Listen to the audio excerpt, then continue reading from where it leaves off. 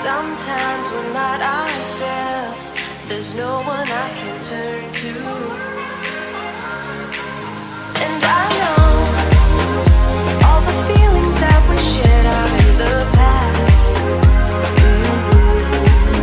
And I know your relationships are never meant to last. And I'll take some time, but I'll be alright. We're moving on. We're moving on. I know time's hard to live, but I've had enough.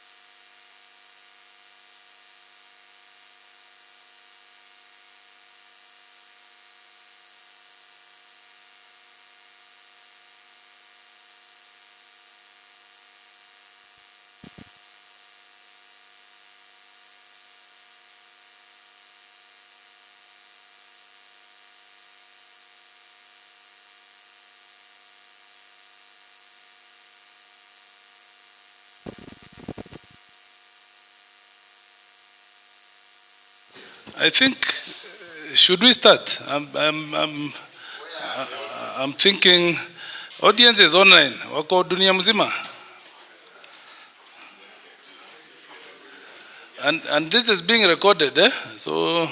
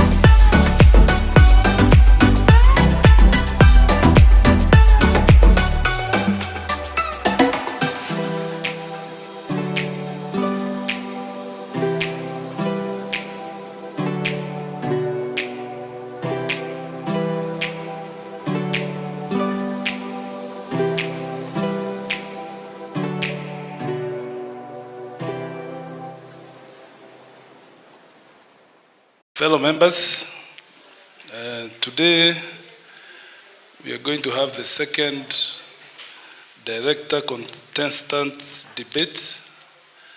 We started last year with the moderator, then was Ken Maora.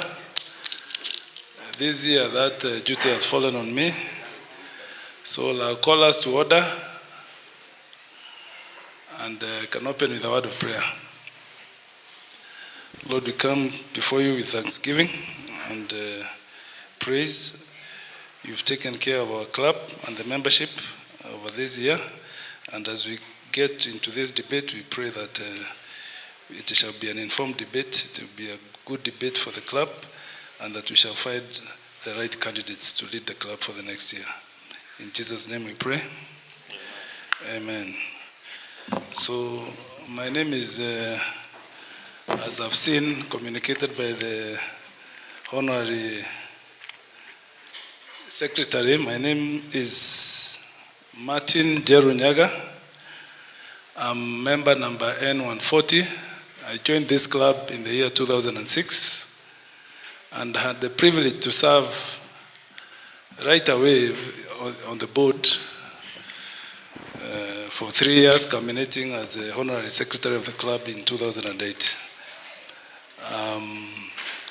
I'm an advocate of the High Court of Kenya since December 1992, so I'm just clocking 32 years. And being a 20-year member and a live member of this club, it's my honor and privilege to moderate this debate. I'll just mention a few rules. Number one, we want maximum civility, no personal attacks or defamatory or facts which cannot pass the tests of facts. So if we need to fact check, we will do it. And I would encourage those who are with us here not to either boo or cheer members. Let's just pay attention. If you have any questions, please forward to on WhatsApp to my number. It has been shared by the Honorary Secretary of the club. And finally, what I expect from each contestant, starting with the directors, I see we are 4. I believe Engineer Wenaina should be here. I hope he's going to join us before his time is up. We want to know your membership number. We want to know how long you've been a member, your occupation or what you do for a living, what you've done for the club to date, and then you share with us your vision for the year 2025. So I think I've given an example by introducing myself.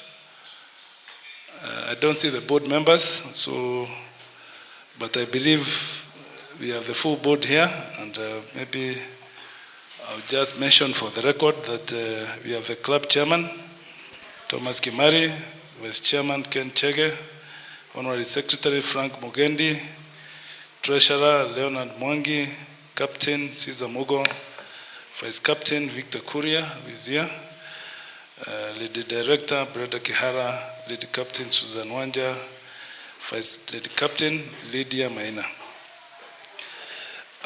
We will start with the directors in no particular order, then we will go to the lady director, then we go to the vice captaincy, then we have the captain.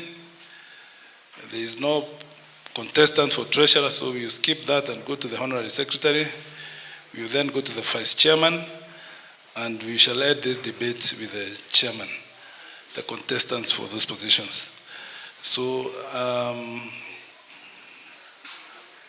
ladies and gentlemen, I'll start by calling our first contestant, who is Mr. John Kagiri.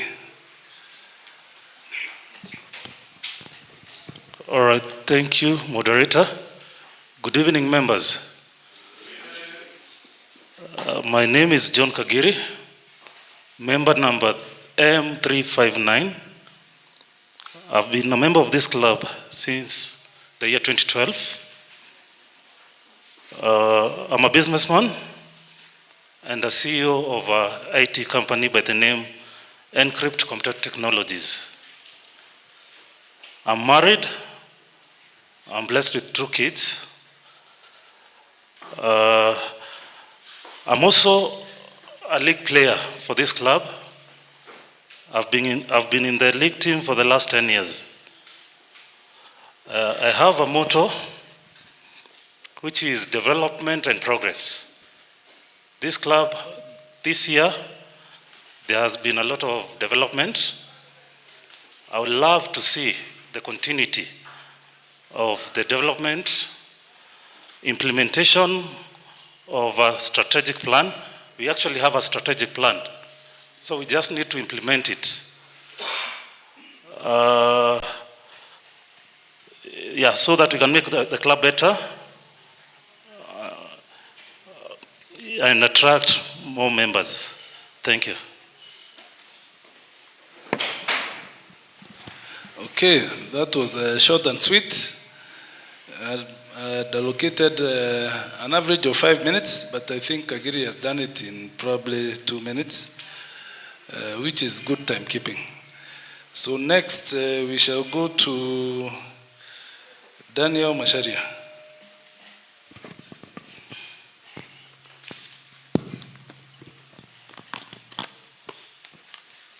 Good evening, members. My name is Daniel Masharia. I am member number M593. I joined in 2017. My profession is an IT person, graduated from KCA University in 2010. Currently, I am working for a company in Dubai called Ionics International Limited as an IT consultant in Kenya.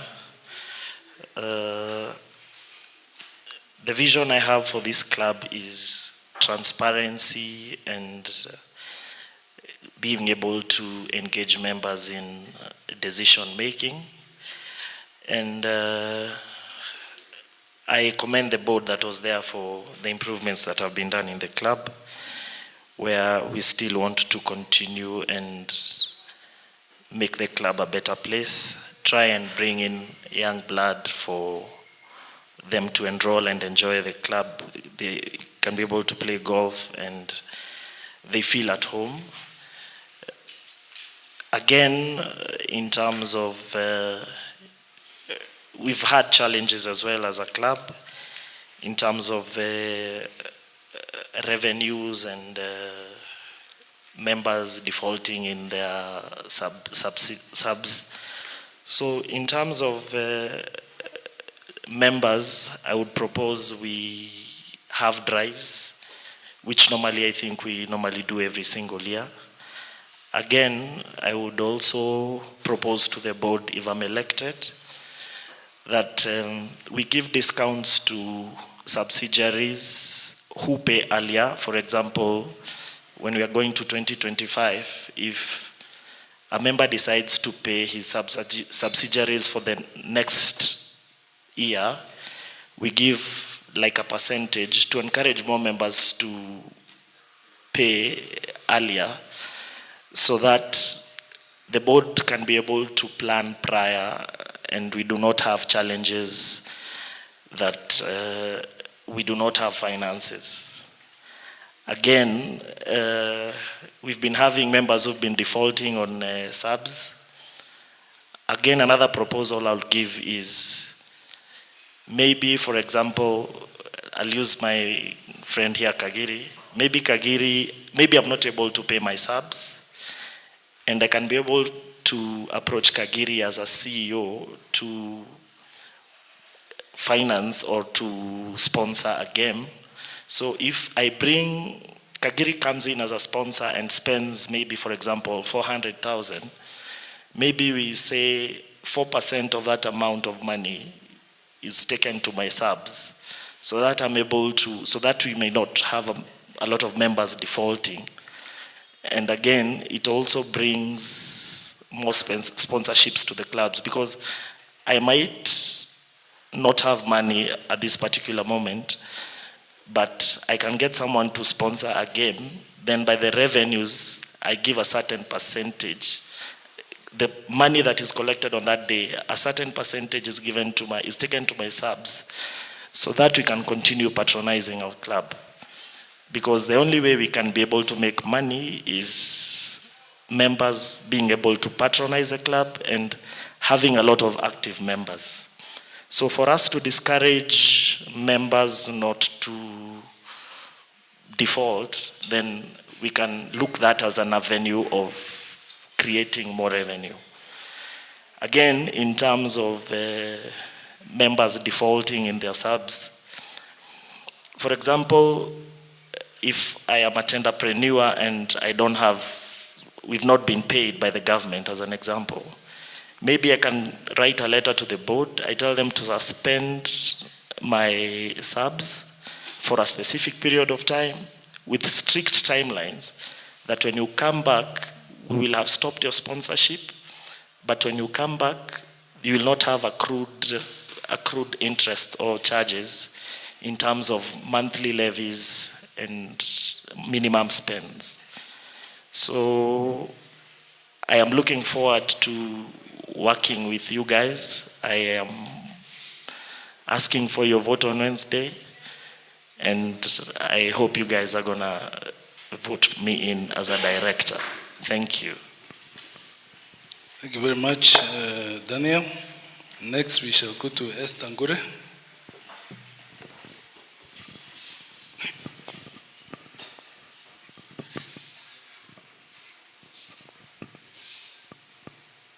Good evening, members. God is good, and all the time. I want to recognize first the office of Kiambu Golf Club.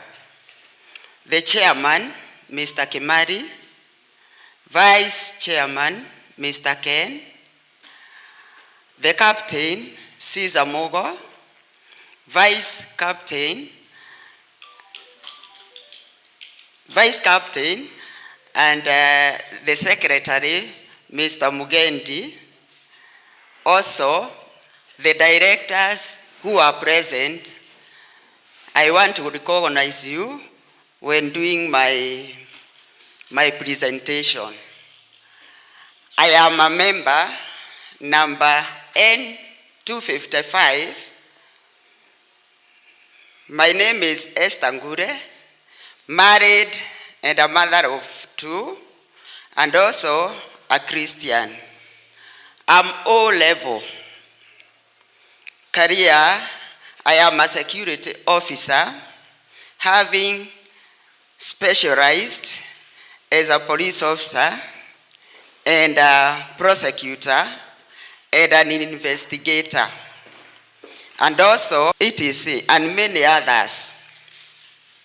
Secondly, this year, 2024, I was the secretary of the security committee headed by our chairman, Mr. Ikonya. Also, I would like to emphasize about that security team. You remember there was a fire at the rooftop in the month of March. It was reported to us, and we came in very quickly, and we took photographs, and we took all the statements, and everything. We gave a recommendation of how, when the fire gets this building, what is supposed to do, what we are supposed, even for the workers, what they are supposed to do. We gave out resembling. We recommended that a resemble place should be formed, and also some extinguishers. We add some extinguishers. This report was combined as a book, and we handed it over to the board. So we did that. Recently, there was a report made by one of the golfers that his vehicle has been vandalized. We are yet to get CCTV footage so that we can act on it. I am also a welfare officer ready, where I serve as a welfare officer.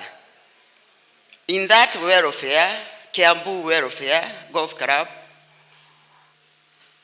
we are about 36 ladies. My vision is honesty, reliability, and commitment. I want to become a director because I have the following attributes: determining the future of the club, strategy and structure, and also to protect assets and reputation and foresee the challenges. Need have a vision, create strong vision, and share with the other team. Lastly, but not least, I am a lady of good morals, integrity, and respect to all. Please vote Esther Ngure as director 2025. Thank you. Thank you very much, Madam Esther. Next, we shall have Juguna Kimani, and then we have Engineer Stanley Wenaina, who somehow did not get this memo, so he has chosen to appear online, and I think we can give him his 5 minutes. So, Juguna Kimani, please take the mic. Thank you very much, convener, the audience. Good evening. My name is Juguna Kimani, popularly known as Soldier, because I served in the Kenya Air Force till 1999. And today I'm a proprietor of a transport company. I also we pack mineral water. I joined this club in 2003. That's about 19 years ago. And then in 2008, I joined the board as a committee member, and I was the chairman for balloting. I'm also the chairman Kenya Pool Association. Those who can remember when pool was okay, we were the first guys to do a national tournament where we are aiming to take our team to Blackpool, England for the World Championship. Convener, you can remember that. I think you are a good pool player. I've been playing league for this club for the last 18 years. I have organized several tournaments like the Village Inn, Neighbors. I've done season 1 of Soldiers Golf Day. Recently we did the Soldiers season 2. I'm the convener of those tournaments. Over and above all, I think there is not much I can say about myself. You have been there when we had several occasions there.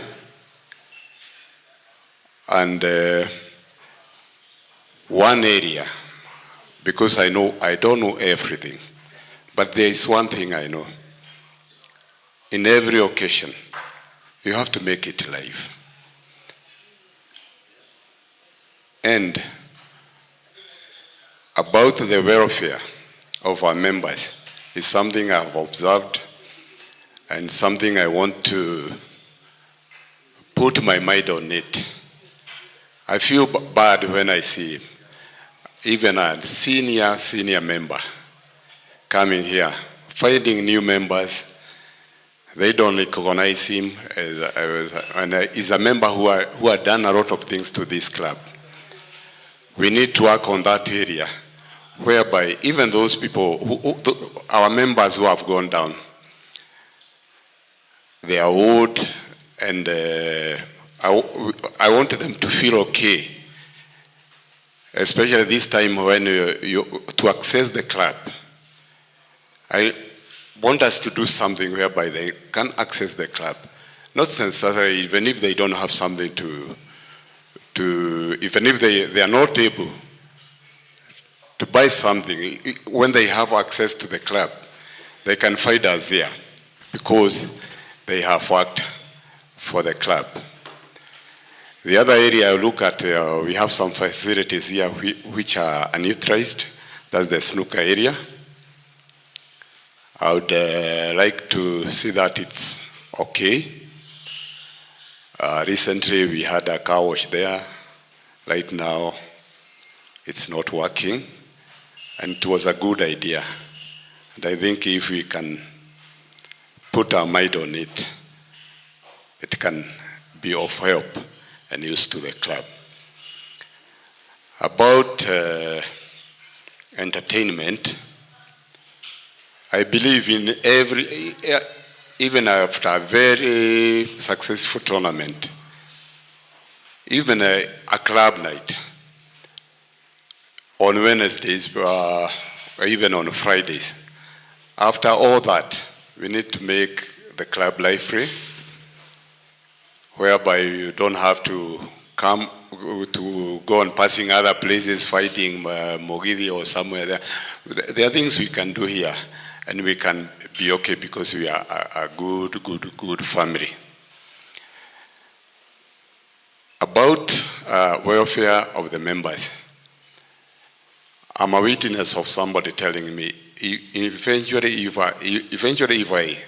I pass, I don't want a book to be put here. But I have worked on that issue.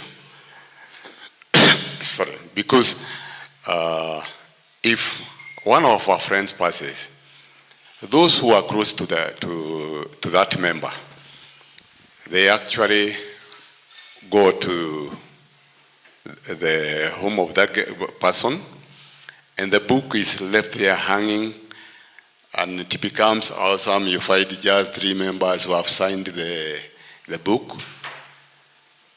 Mine, as I was thinking around it, saying, if we are able to pay some fee to KGU, we can put a kitty for 1 year. Some money we can actually agree how much can we pay. If we are able to pay for KGU, for our welfare, if we have about 400 members, all of us know, and we have come from, all of us, we know where we have come from. And you know even what 200,000 can do or 300,000 can do. If we have 400 members here, even if we did have just 500 shillings, that is enough money to help our member. Going down, even when we look at the staff, if we are about 400 people here, even 200 shillings is enough for a staff member. Our caddies, because they are partners, even doing 100 shillings is okay. And we will be seen, that's part of our CSR for the club. Even when we are saying we want to see, we want to visit children homes or other places, or there is somebody we need to help, kidogo kidogo ujaza kibaba. Are we together there? If that area is streamlined, I think it would be stress to members.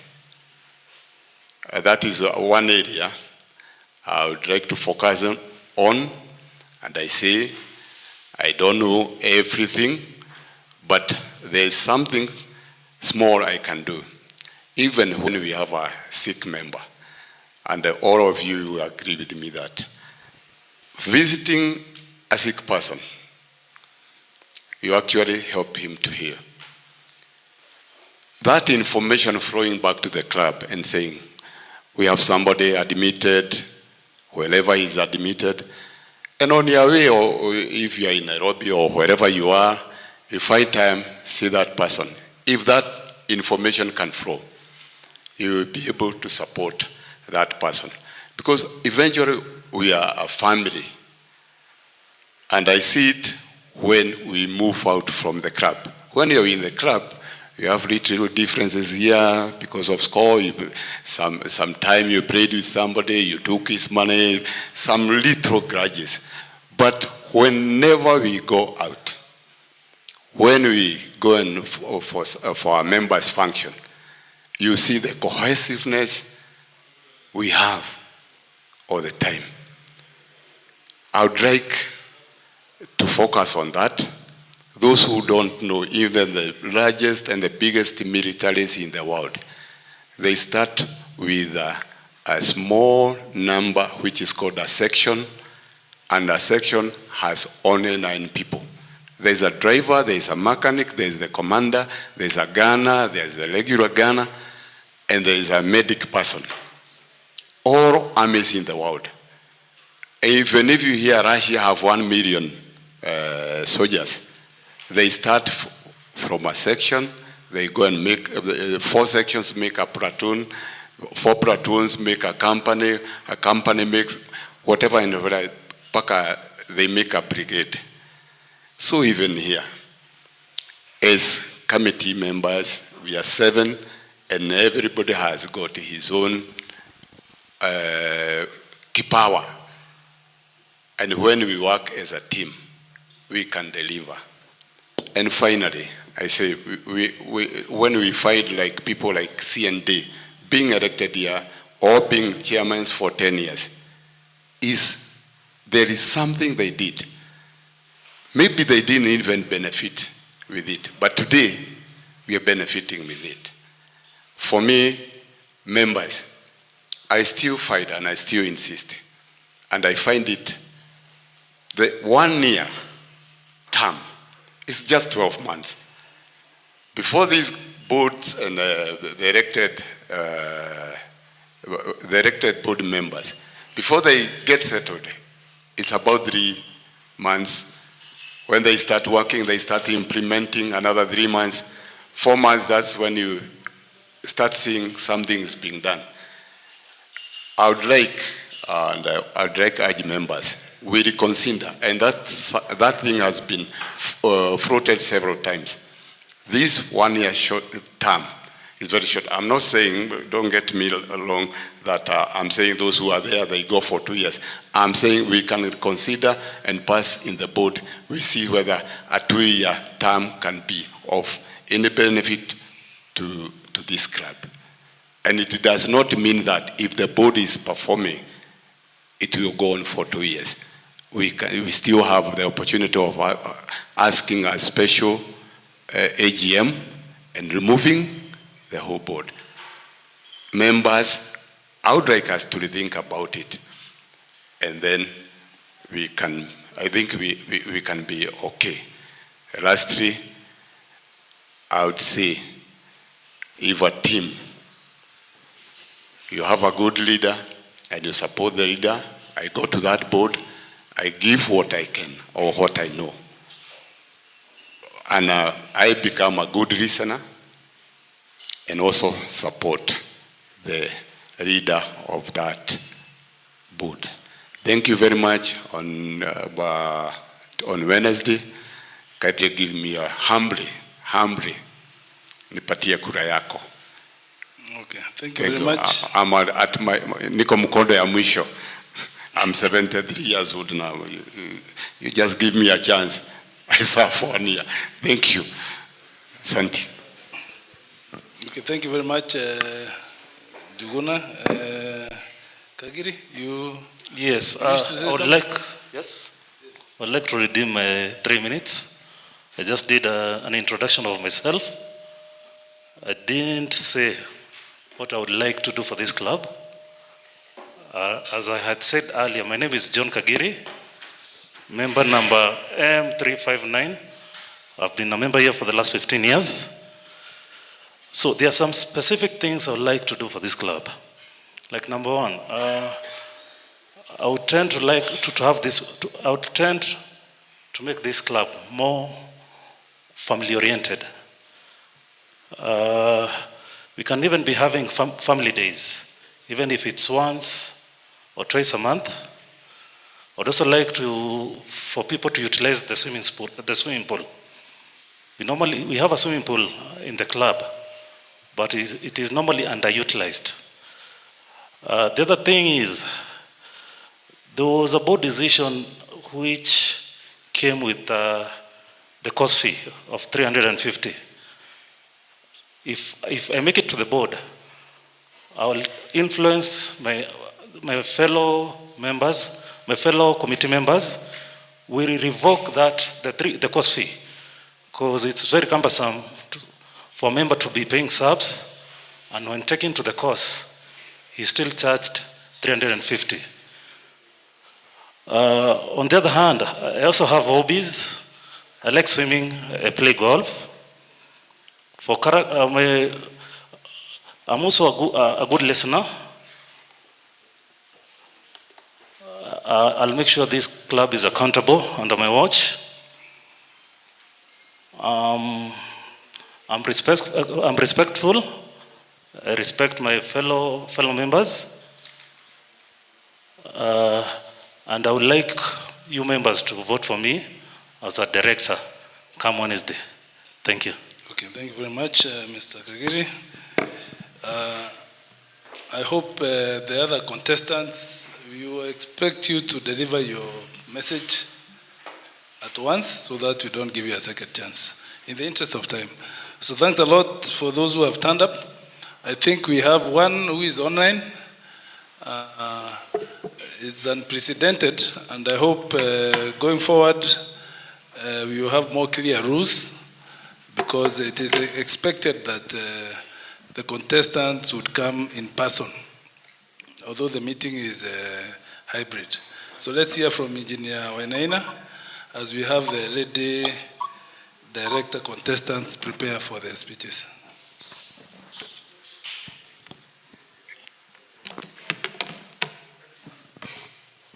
Thank you very much. Am I audible?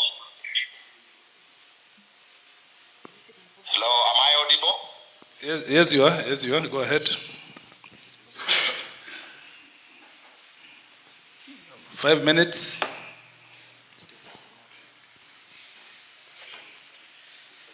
Engineer, I think, why don't you just make a phone call, please?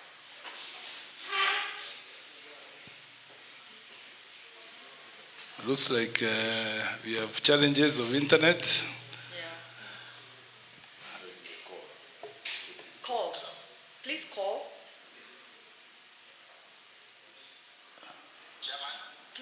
Please call. Use the regular. Although we can hear him. Yeah. Use the regular. Yes, please. Yeah. Okay.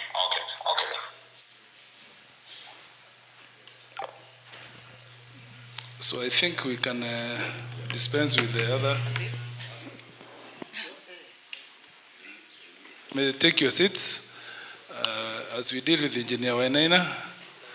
If he is not able to do his presentation, we will get to the lady director.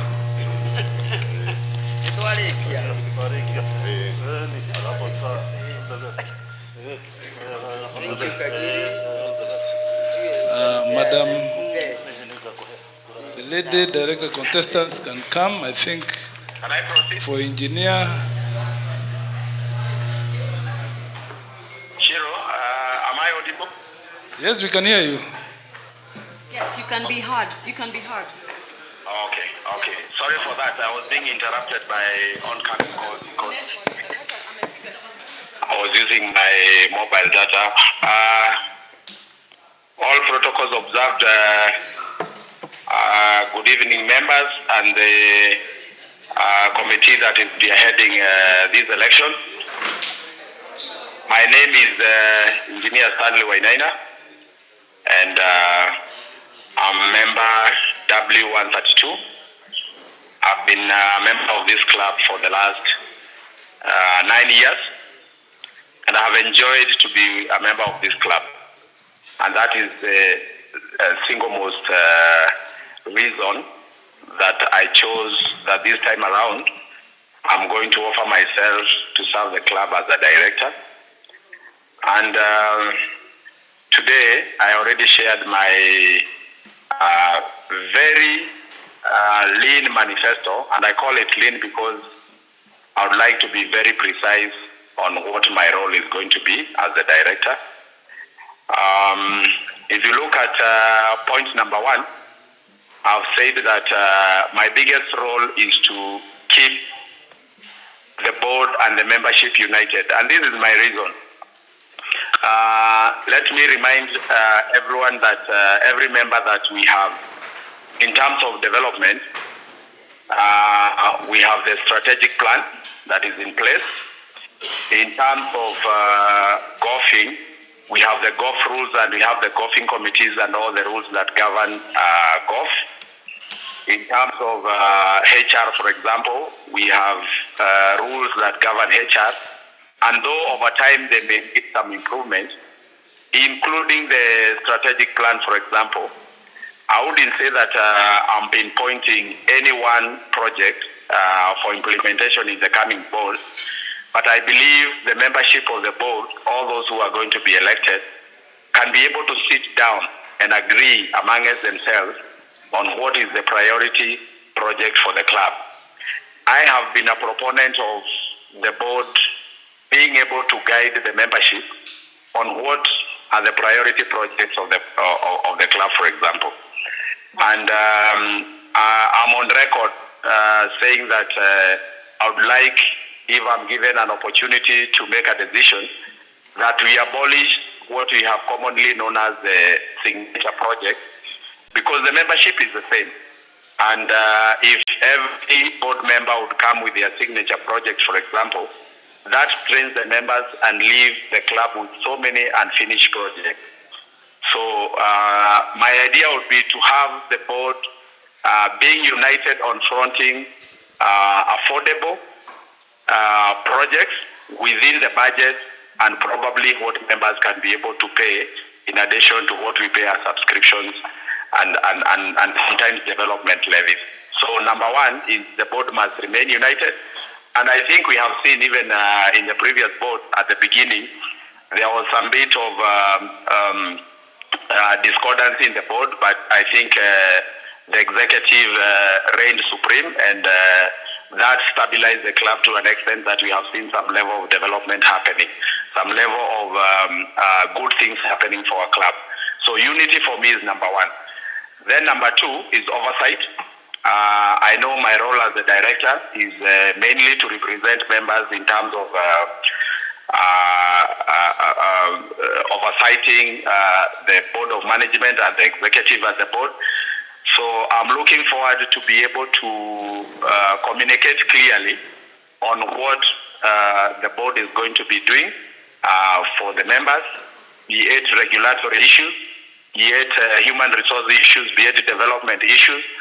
I should be there to see that the members are well represented, and the sentiments of the members that come are able to be heard by the board and implemented in the best way possible. Then my last agenda on my manifesto, and when you elect me, is to ensure that we have accountability. And I think over the years, we have had issues, members, claiming or alleging that some projects were not value for money. So I'll plug in and remind the board and act as a member of the board to ensure that the projects that we do are above board. We get the most competitive prices to do our projects, and that every member is in the know of how much the club is able to collect and how much is spending on which project that must have been agreed at the board based and guided by the master plan. And I know, because I have worked with very many master plans, that master plans are living documents. That if this year we want to amend the master plan, we just need to engage the members and say why, for example, a certain priority that was prioritized in the master plan and said to be done at a particular time cannot be done. So I'm looking forward, and I'm very excited because I'm passionate about this club. As you all know, I've served in the club as a committee of the junior committee, and you have seen that in the last few years that we have been in that committee, there has been some notable development in the number of juniors that are playing at our club, and also the level at which they are playing at. So besides that, and any other item that is on the strategic plan that the incoming board will sit down and agree that is of priority, I'll be there to support such that the club is the only party that is going to benefit out of such decisions that are going to be made. And I'm sure if the club gains, we all gain. So members, I'm here representing myself, offering my time, or offering my pro bono services for the club to ensure that this club remains and improves, remains a great club, and even becomes a better club, a club of the future that many members around Kiambu and environment are going to aspire to be members. Thank you very much, and I hope I was laudable enough. I would want to say that I would have loved to come, but I saw the notice just about an hour from the start. So from where I was, I couldn't be able to physically join you.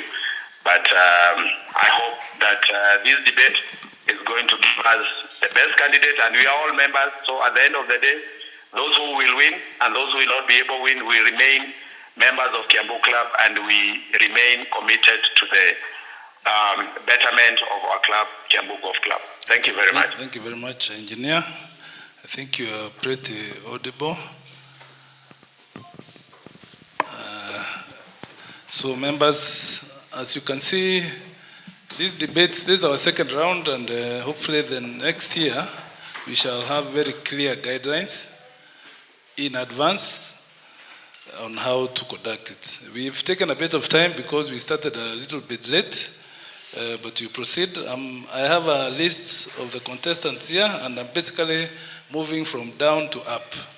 So our next contestant is for Lady Director, Madam Grace Givere. Please, I'll allow you 10 minutes each. If you can take less, the better. Thank you. I stand on the protocols already observed. So my name is Grace Givere. I've been a member of this club since 2006. I am a life member. I have a diploma in institutional management. I am the CEO of Givere Investments. I am a business lady, a mother of 2 sons, a Rotarian, a major donor with the Rotary International. I am very passionate about this club. I have supported this club as a platinum, as a gold contributor to many of the projects in this club. My service to this club, I have been a junior convener. I was a lady captain in 2014. I have served in many committees, chairman, captain, lady captain prizes. I was the vice chairman for the centenary and an August baby captain and treasurer. That is my history about this club. As a lady director, I will offer leadership and excellent organization skills and bring a positive work culture to this club. I will organize staff training and staff meetings. To improve the performance of this club, I will do performance evaluations and appraisals. I will put up, and this is very important, I will put up a staff and caddies welfare with 100,000 shillings of my own. A hard-working person. I am honest, I am respectful, and I will serve this club with integrity. As a Rally Director, I will bring meaningful and lasting impact to you as a Lady Director, and together we will achieve great success. I'll be honored just to serve, and thank you so much. Thank you very much, Grace, and thanks for saving us a few minutes. So, Anne, it's your turn. Good evening, members. All protocols observed. My name is Anne Gumba. I'm a member in W108, a family package. I am a wife, a mother of 4 children, a Christian, and a HR professional. I have served in different capacities in different organizations, but in this club, I've served in 4 consecutive boards from 2018 to 2020. And after that, I've also been the chair of Ladies Welfare since 2021, 22, 23, and 24 for 4 consecutive years. It's an elective post. I've served in many committees in different seasons and for different purposes that I will not mention, and that is what I have done for this club. My work experience is that I started with hospitality. For those who know Naivasha, I owned a hotel called Dryland. It is in the middle of town a while back. Then I changed my business to sell timber and hardware, which I've done for the last over 20 years. So I am in the jewelry industry.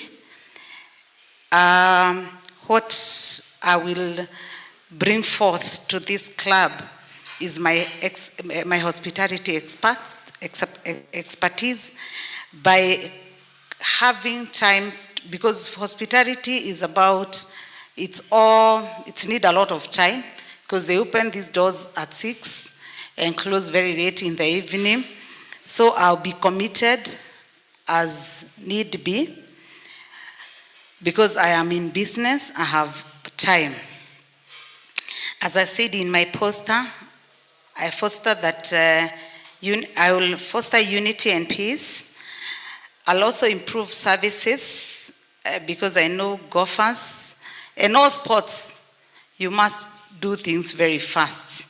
So one of the things that I do, I will train the workers to deliver services very fast, and also as we embrace sport. I will listen and care and work for the benefit of all. I am very committed that I will look for ways to motivate workers, because a happy man is a satisfied man, and hence the achievements are made. When we look into all the issues of our employees, I'm sure our services will be better by, of course, motivating them and seeing what we can do, listening to them, and also making them variable. On the project, I will start by making sure that our inventories are right. That is where I'll start from. I'll also be making the place very conducive for families, because now we have very young families, and I'm sure they can make this a second home Sunday, where we can give them packages to host their birthdays and small functions when they have those events. We can do packages that are reasonable, because it's something people do over and over again. I also make sure that there are things that are set to attract young families and children, more so the young parents and children, that they can do together, that they can bring their children here and they go and play golf on Sundays. That will be my core thing that I would want to do. The other thing is that, as I said, that we must also take care of the welfare of the workers and the caddies. I'll look, it is in my docket. I'll also work on that and also do a presentation to the board, because it is about also the other readers that I will consider also their input so that we forge together. I will respect everyone. I also respect the employees. I'll respect the board that we will be working together. And it is my prayer that we will do we'll achieve much with Anne on board this particular year. And my prayer is that one time, it will come to a time when we have elections and you just write your name and your vote speaks louder than anything else. That when your name is mentioned or proposed and seconded, you just wait for this debate, come for voting, then the vote takes over and takes the precedence. I'll support all the work that is arranged for this particular year with the team that I will be given, including the hospitality committee. And for us to achieve, we put our heads together to a good to deliver and forge forward this Kiambu Golf Club that we love so much, that we are passionate about, and that is why I also want to serve. And my plea is that you vote me on Wednesday as a ready director. Thank you. Okay, now for some reason you are the first contestant to generate a query from your audience. We have Captain Gillian, and she has one question for you. I think just to paraphrase what she's asking, is about furnishing the ladies section with the 2024 Treasurer's Report. I imagine that is the budget, January 2024 to 30th November. So she's asking how you manage the docket, which requires transparency and integrity. Then she asks about your past service as a lady director to the club. And finally, I think the third one is the same question. So two questions from Anne. The issue of furnishing the ladies section this year and your performance as a lady director in the past. Okay. The first question is about the 2024 project that was done by the captain. That was the steam room. It is well known and it is in the public domain that it was done, but that was the captain project. It was her vision, and she's the one who delivered it the best way she thought was the best. And again, it was her who mobilized funds to go to the account. The money went to the account, and it was also her to manage the project, because the money was not coming from, she's the one who borrowed money, not the committee, not Anne.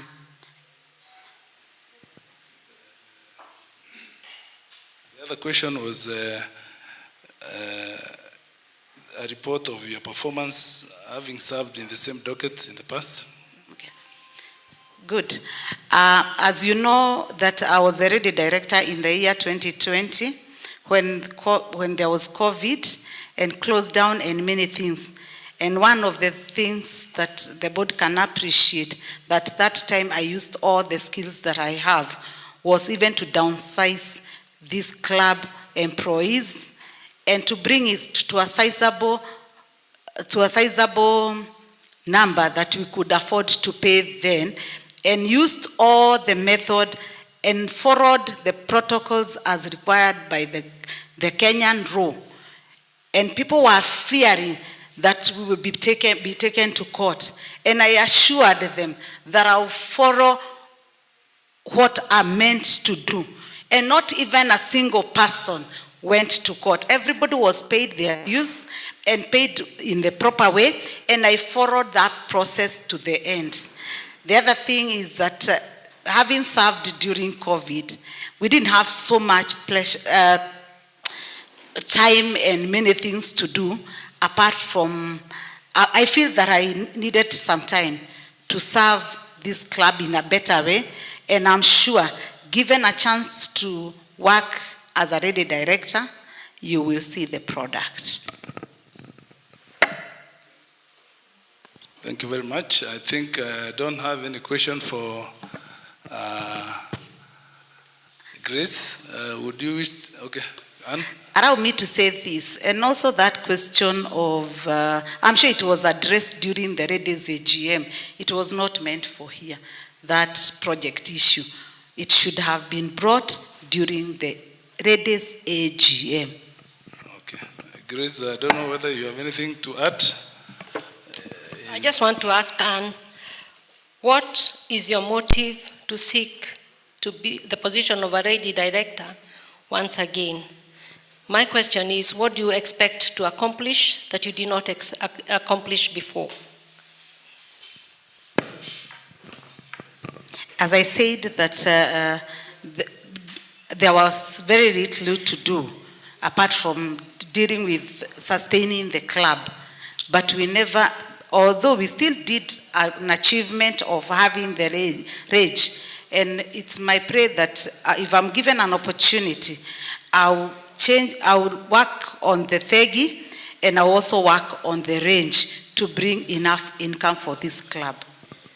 Because I was a vision bearer, and possibly I've not seen it how I would have wanted it. And given a chance, I'll make it how I'd want with the support of the board. Okay, thank you very much, ladies. I think that's all for your section. And maybe going forward, I would encourage we direct the questions through my small office of moderator. So the next contestants are the vice chairman, vice captain.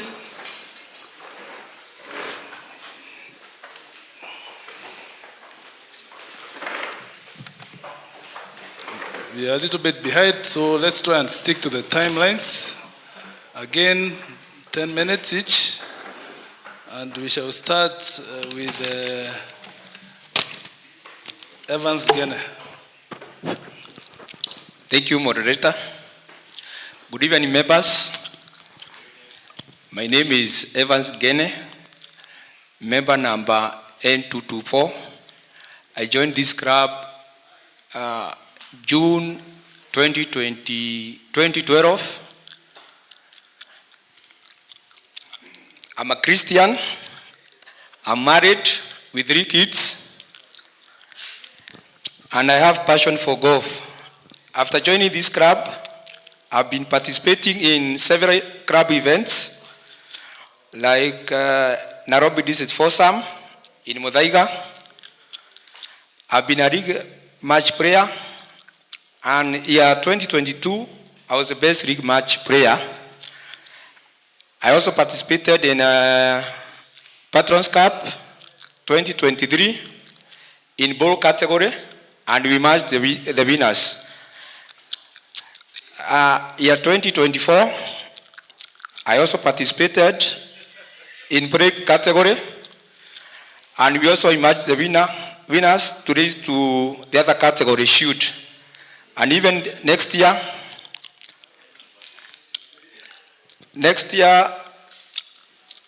I will be available, and if given chance, I will motivate my guys, and we'll bring the trophy home. I've been also the handicap convener year 2021 for 1 year.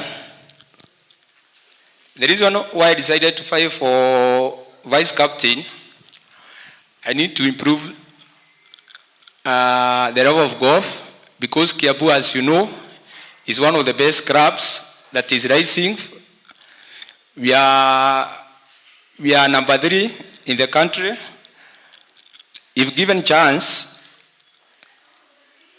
we are going to create a conducive environment. I'm going to create a conducive environment for even juniors, the beginners, and even members who would like to lower even their handicap. If I'm elected, I'll work together with the captain. I'll respect my incoming captain. I'll be helping my captain in organizing the events, golfing events, new ideas. And I think we are going to introduce new clinics for the beginners. The other issue is that I've been thinking how we have been using water during the rainy season. I will advocate for sustainable cost management practices, including water conservation.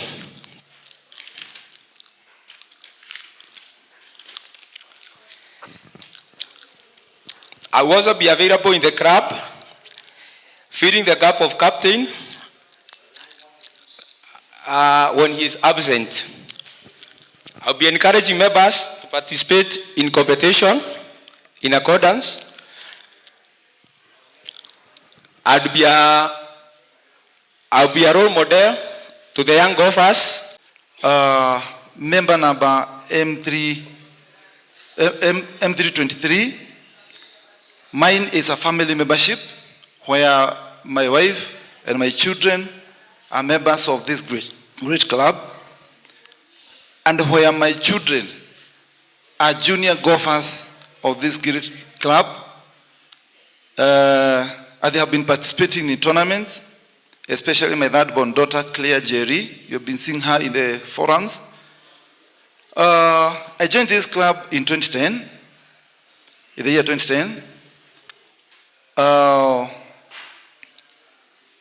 I'm a land surveyor professionally, practicing and trading as Upscope Company Limited. I've been in the trade for the last 22 years. And while I'm at that, I've been participating pro bono in mapping or surveying and mapping of this course. I know the boundaries of our property, which we started in 2018 when I was a director. What I've done for this club, I've been a director of this club in the year 2016, the year 2018, and last year when I was called in by the board of 2023 to fill in the gap of the directors who had been kicked out because of misconduct in the board. Having said that, members, you realize that we are also in the process, I've also participated in the process of securing the lease for this club before expiry and post-expiry. I was involved in procuring or services for planners on behalf of the club in order to initiate the extension of our lease. Members also realize that I have been engaged by the exiting board to engage with the governor's office in the process of renewing our lease. You know very well that I've been engaged in taking the governor around the course, negotiating, bargaining for a great club not to lose our title. Having said that, during my directorship in 2018, we were able to pioneer and champion the introduction of human resource policy, which was adopted and is now in place. Members, if you remember, before 2018, we used to be to be sued by members of staff after leaving this club. But we made sure in 2018 that we put in place the human resource policy, which is used to employ new members of staff, how they manage themselves in the club, how they behave, and how they exit. I would also like to say that one thing I've been so passionate about is the environment of our club. You know very well, I'm on record talking and campaigning and championing the issue of littering our cause. I'm one of the person who hate littering. And that one downgrades the image of our club. Members, if you elect me the vice captain of our very able incoming captain, Mr. William Mugwema, I will help him to instill that particular discipline so that our cause remains clean and environment friendly. How? We'll make sure that fairways are cut, are maintained, and the bushes are maintained to standard of a national or international cause. When elected, because I know I'll be elected, not if, because I know I'll be elected as the vice captain of this great club, I will firm up the golf regulations as standard practice where everyone will enjoy our cause. I will also enforce training procedures of the new golfers in order for them to embrace integrity in the golfing space, where etiquette is a mandatory training. It's not only about the golf game itself. You must not be, it's not enough for you to be a golfer just by doing a good swing, putting and everything and participating in the competitions. You must embrace, and we make sure, and I'll help Mr. Mugwema to nurture etiquette from the beginning of the new golfers. I also make sure that I support the captain in the inter-club meetings, including those ones of the KGU. I will be present to support my captain. I will also help my captain to engage our club in national engagements to make sure that our club remains in the national map and calendar of events. I must also say that I participated in the Patrons Cup of 2024, where we emerged winners against Royal Nairobi Golf Club and Golf Park. I will also make sure that I support my captain in engaging our officials, both the present and the past officials, in the national politics of golf space, in order for us to create an environment for our former captains and other officials to participate in the national KGU positions. As you are aware, and it's on record, we have not had any member of this club as an official in the national golfing committees, and so I will encourage my captain, given a chance, to engage our officials, more machine and equipment, and also maintaining the ones that we have in order to make sure that our golfing experience continues to improve to a better, better and more enjoyable experiences. Last but not least, I must say this: we must secure the lease of this Kiambu Golf Club. I have been present. I didn't come yesterday because there was elections. I have been here. I've been patronizing this club. You know what we have done for this club: sponsoring events, sponsoring tournaments, participating in, like last year, Sorry, I didn't mention this. I participated in the renovation of this club. I participated in the coming up of the ridge, the tents out down there, making sure that that club, that alternative space for this club was active. And even transitioning to this club, to our main club, we made sure that the time we left the boat that was coming, the incumbent that is sitting now, had to find a facility to transition. And that's why you enjoy all what you see here.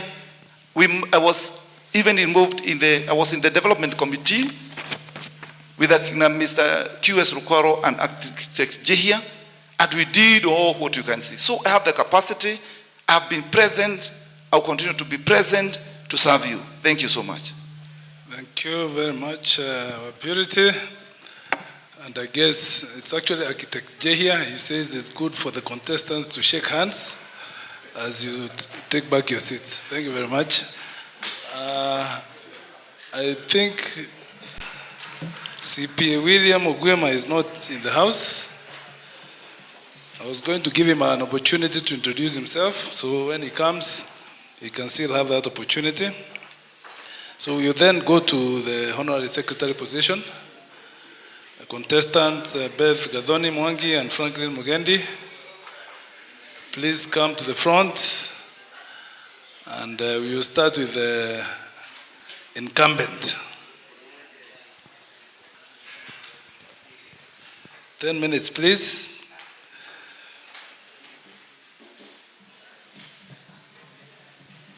So it's now 6:53. At 7:03, I'll ring my bell to cue you. I don't know where the other contestant is. She's not around. Okay, we will go ahead with the program. Mr. Mugendi, please address the club.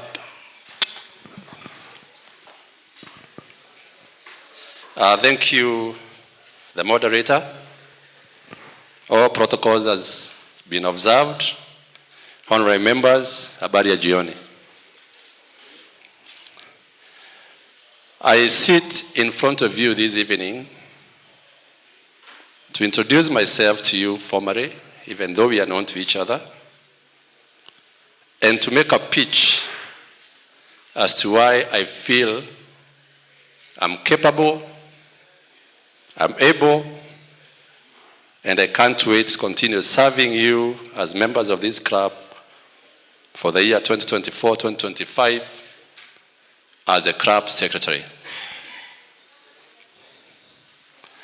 I am a firm, honest, at times assertive, but sober reader. Traits that I've demonstrated, will continue to demonstrate in the functional roles that you give me to serve our good club of Kiambu Golf.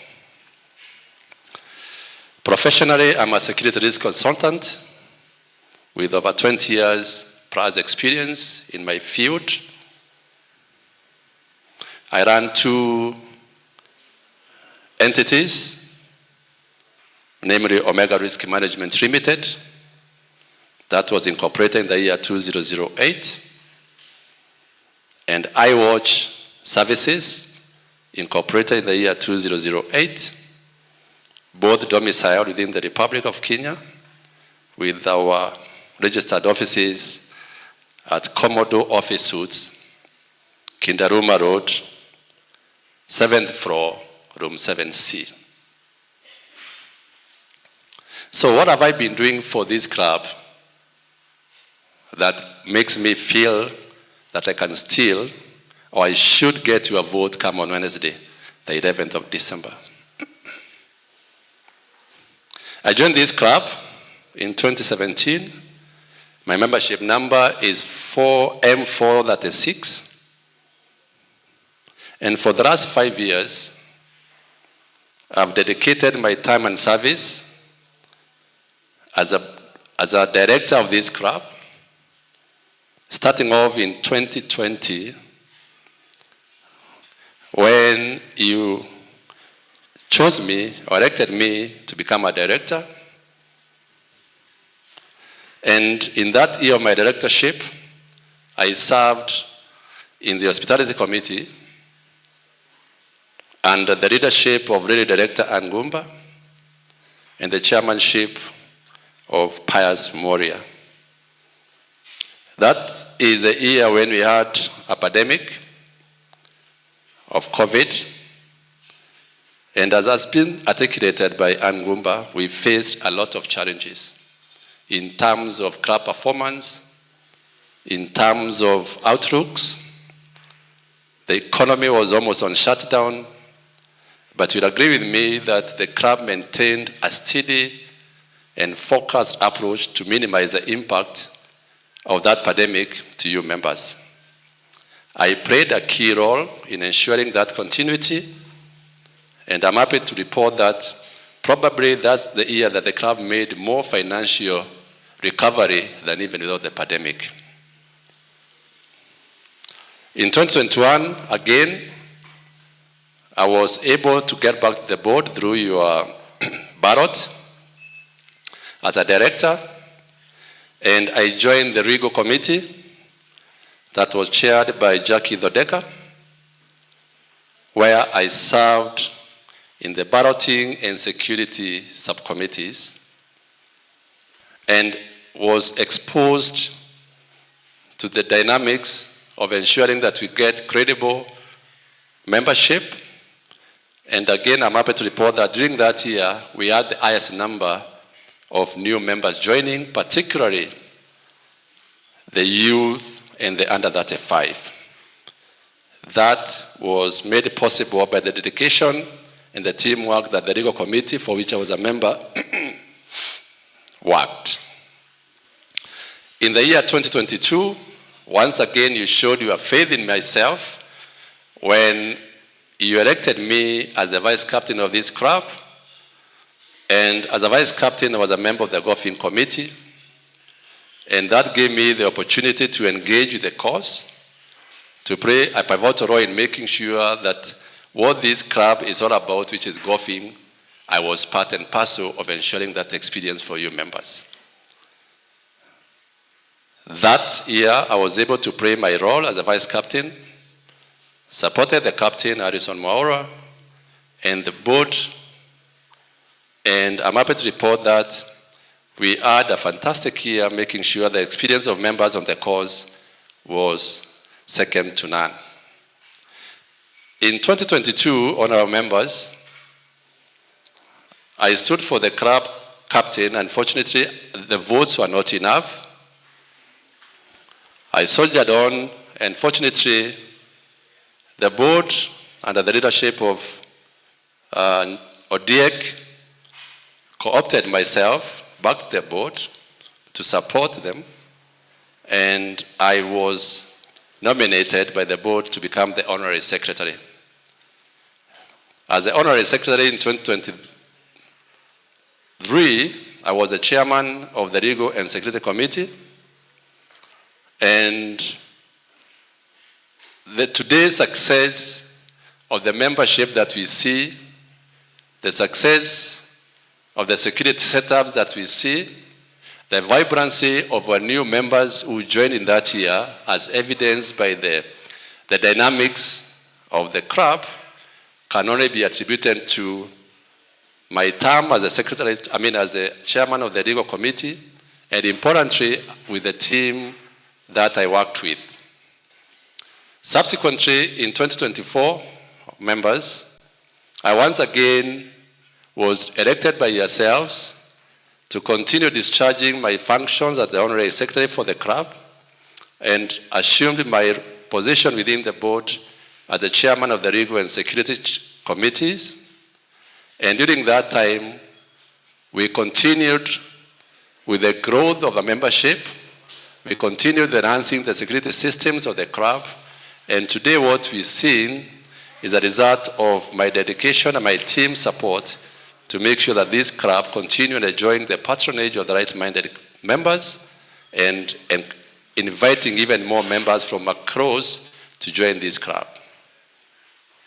So, in 2024-2025, I'm sitting in front of you this evening, and I'm humbly seeking for your vote to be re-elected once again as your club secretary.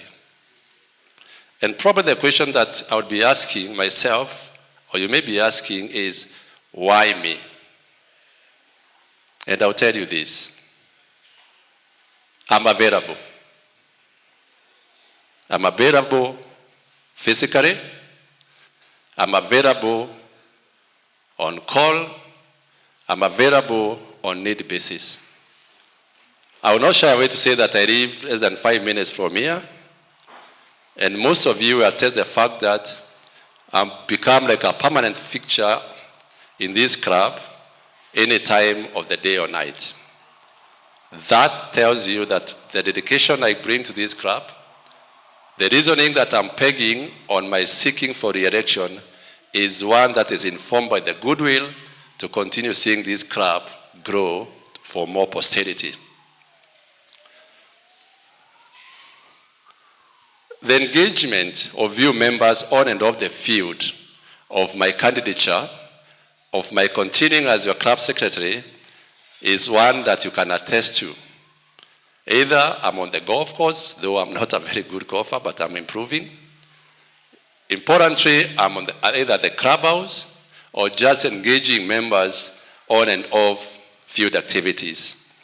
That is what I bring on the table. That in me, you always have a dependable club secretary who is there to serve you, who is there to observe areas that need to be improved, who is there to make sure that the constitution, the articles that you have created are implemented in the manner and way that you desire for them to be implemented. I've served at the point of contact for the Council of Elders, and these are Council of Elders who have incorporated in this club when emerging issues came about the REIS. And as a person who is their secretary, I'm private to the activities they've been doing for the good of this club. And that's a key feature that I feel I will continue to bring for the betterment of this club and for which I'm seeking your vote for continuity. I'm a team member. I've been actively involved in conversations driven by the club chairman and the rest of the board members with the county government in matters of REIS renewal. With other council of elders and other members of this club, I've actively engaged the national government, a fact that can be attested in the manner of following up on the REIS agreement, the REIS renewal. And importantly, members, I'm part of the club new look and the vibrancy that we see today.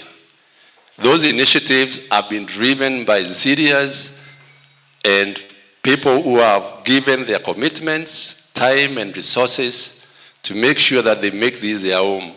And I'm happy to report that I've been part and parcel of those initiatives.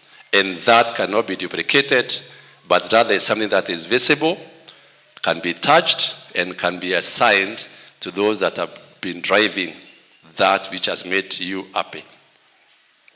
In fact, someone was telling me that I'm the third highest revenue generator for this club by consumption when we checked on the revenues for the club consumptions. I won't name the figures that I saw because they also made me a bit shocked.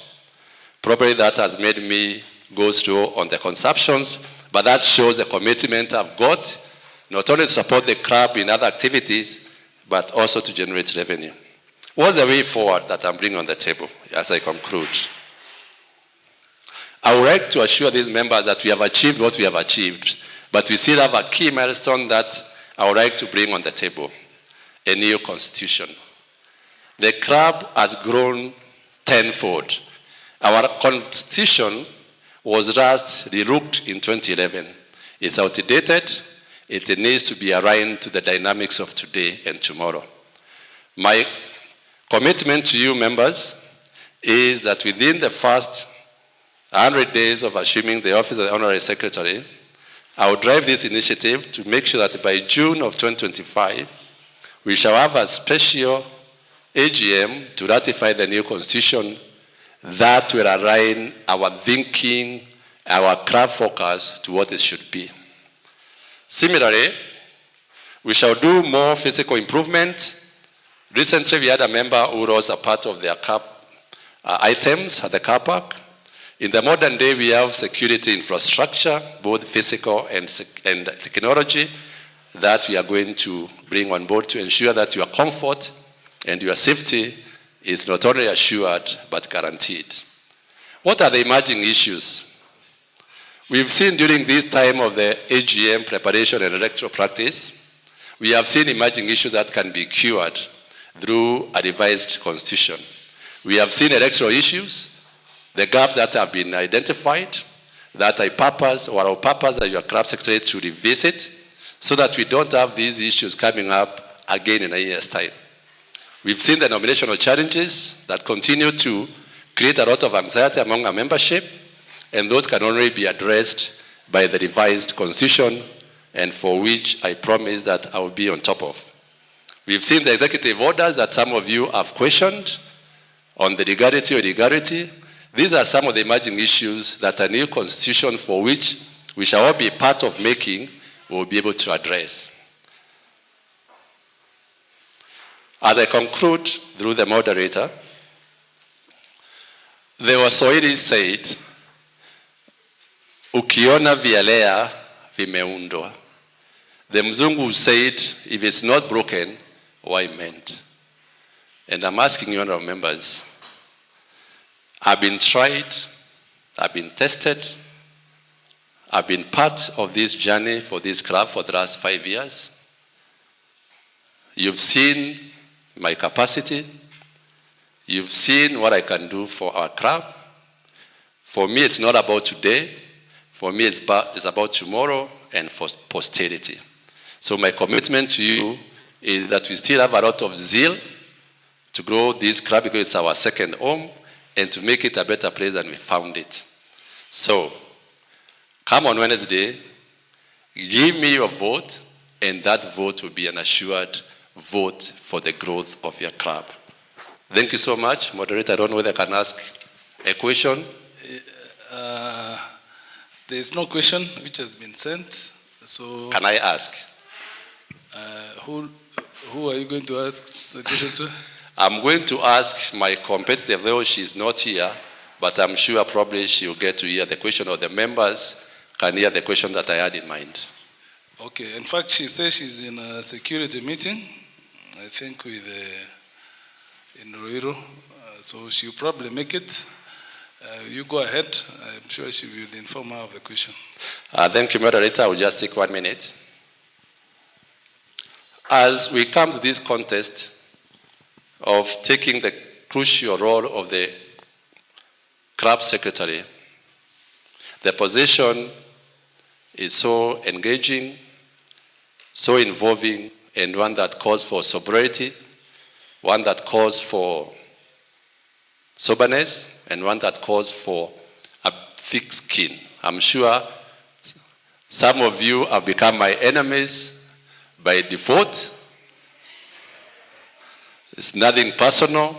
It's because of the position that you gave me that at times makes me do things that you have already set in the Constitution and for which I do not have an option. If I don't do things the way that I've done, you'll be the ones who kick me out. So that is your implementer who is working for you. And the question that I wanted to ask my competitor today, and I've seen on your profile that you've been a member of this club for the last 11 years. So my question is, why now? Where have you been for those 13 years? You are a well-known figure in the society. You are well-known in terms of your inputs. But charity begins at home. You joined this club in 2011. What can you show that you've done for this club? What you see today, what makes you come to this club today is as a result of dedication of men and women who want to make this a better place for those who want to come like yourselves. So what can you do in 1 year if electing the secretary that you have not done in 13 years? In terms of contributions, both on and off the field, I've interacted with members on the course. I've never seen you on the course. So in matters of golf, I don't think there's much input. I've interacted with ladies. So in terms of ladies section, I don't know what you have done in that area. So my question is, why now, 13 years later? Secondly, moderator, as the chair of the legal subcommittee that you are appointed by the club chairman, you are specifically mandated to spearhead the review of the club constitution to align the constitution to the dynamics of today. 1 year down the road, what have you done with that mandate that you are given by the chairman? What is the progress that you can share with the members of that one function that you are given, as opposed to the many functions the honorary secretary takes for the club? If you cannot do one little bit in 8 months, why would the members trust you to do that which covers the entire spectrum of the club? Thank you so much, and I'm looking forward to working with you, honorary members, for the next 1 year, and we can only be better. Asanteni na Mungu awabariki. Okay, thank you very much, Franklin. As I said, your contestant informed me that she's in a security meeting in Ruiru, I think, with the presiding judge and I don't know who else. So we shall pose that question if she makes it. But by the look of it, probably she may not. So thank you very much for your presentation. You've taken the time for both contestants. So let's have the next people keep time. I'll ring a bell here, 1 minute to your time being up. Thank you very much, Franklin. Is Caesar Mogo here? Captain Caesar Mogo.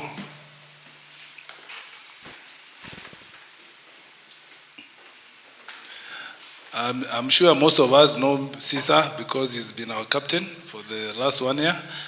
But because we have many people online, I would like him to just introduce himself and perhaps tell us what vision he has for us for the next 1 year.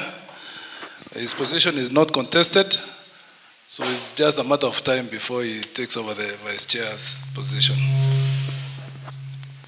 Good afternoon, good evening, members.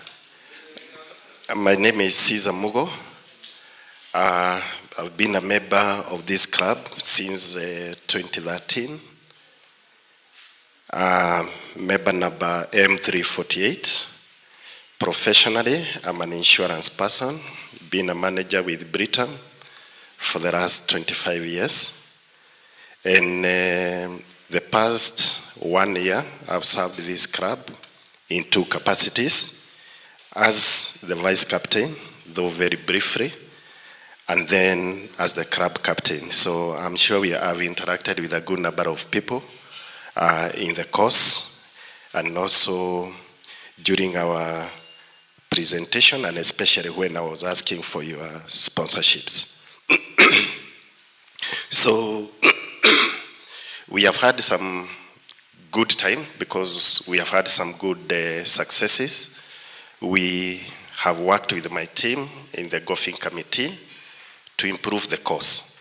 So in my next role as the vice captain, I'll be a team player where I will work closely with my chairman as his principal assistant in executing and achieving the objectives that we will be having for this club so that this club can actually be able to move forward. We know what has been done by the current board, so our work will be to improve and to do better because we cannot afford to underperform.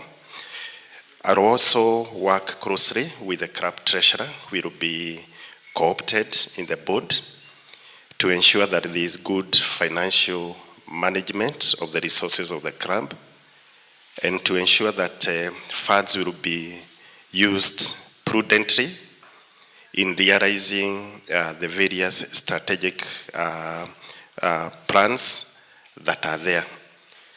I know in my capacity as the Vice Chairman, if there will be any need to mobilize resources, we'll work closely with the board members so that we can be able to mobilize the resources from friends and also from members so that we can be able to move the club forward. I'm a team player, and I believe in integrity, and I do respect teamwork. So for the board members who are going to come on board, we'll work closely with them so that we can be able to move this club forward. Thank you. Thank you very much, Caesar. Next, and probably last, is now the position of the next chairman of this club.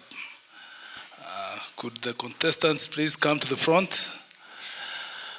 We have Lennox Mutua and Ken Chege.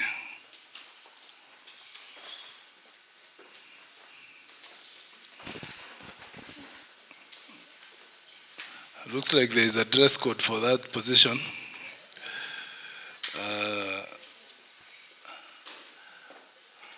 Welcome, gentlemen. Once again,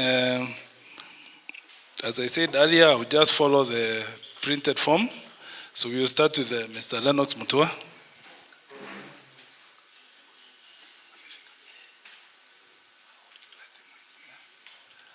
Okay. Could we just allow 2 minutes to Mugwema? I'm told he has arrived. Sorry, gentlemen.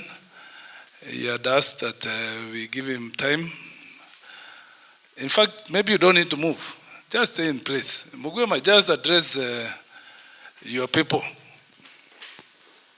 as the incoming captain. Tell us what you have, who you are, and what plans you have for the club. You have 2 or 3 minutes. 5 maximum.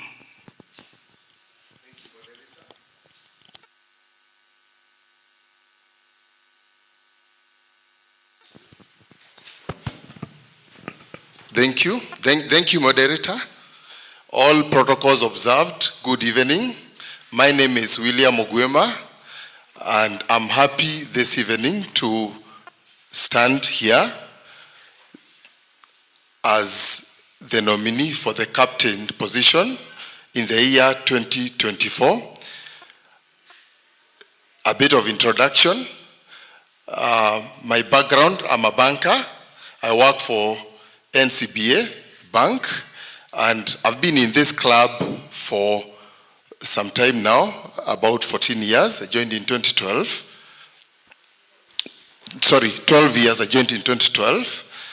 And I have been a director in 2022. And in the same year, I also served in the Golf Committee. I also served in the Golf Committee this year under the leadership of Caesar Mogo again.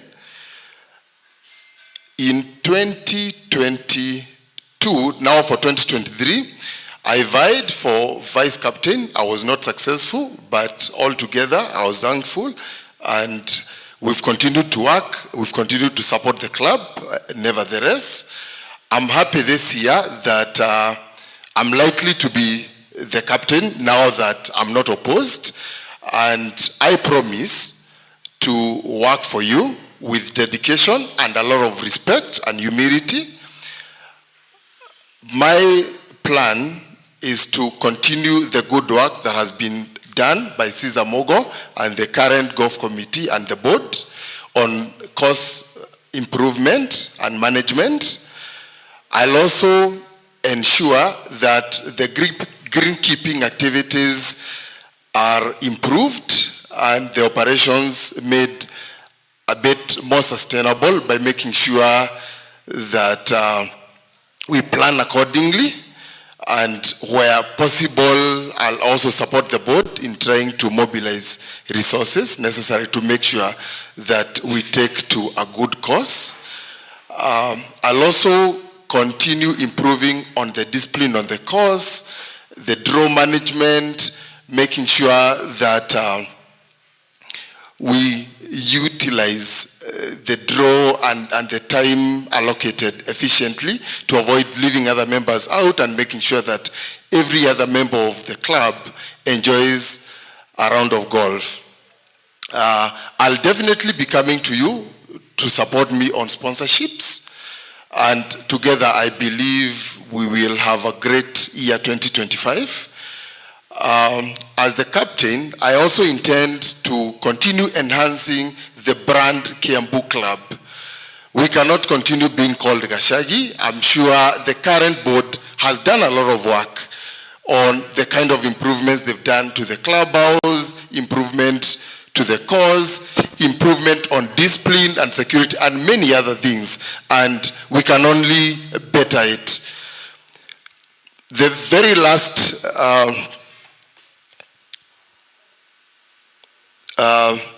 thing that I intend to do is to, coming from the corporate world, I would want to try share a couple of, good practices that are out there, just to make sure that Kiambu Club as a corporate improves on governance and controls and quite a number of other sustainable practices that will help us have a better future. The other thing is I'm well connected in the corporate world, and I believe that we will have a good calendar of sponsors, which will make our 2025 year easier. And I believe together with all of you and the board, we should have a good year. Finally, is to assure the club that whoever is elected as a director, as a lady captain, as a vice captain to work with me, as the chairman, and as whoever who is brought on board by the members, I'm willing to put interest aside and create a cohesive board together to deliver on our manifesto for 2025. Asanteni sana. Thank you very much, William. Now we go to Lennox Mutua.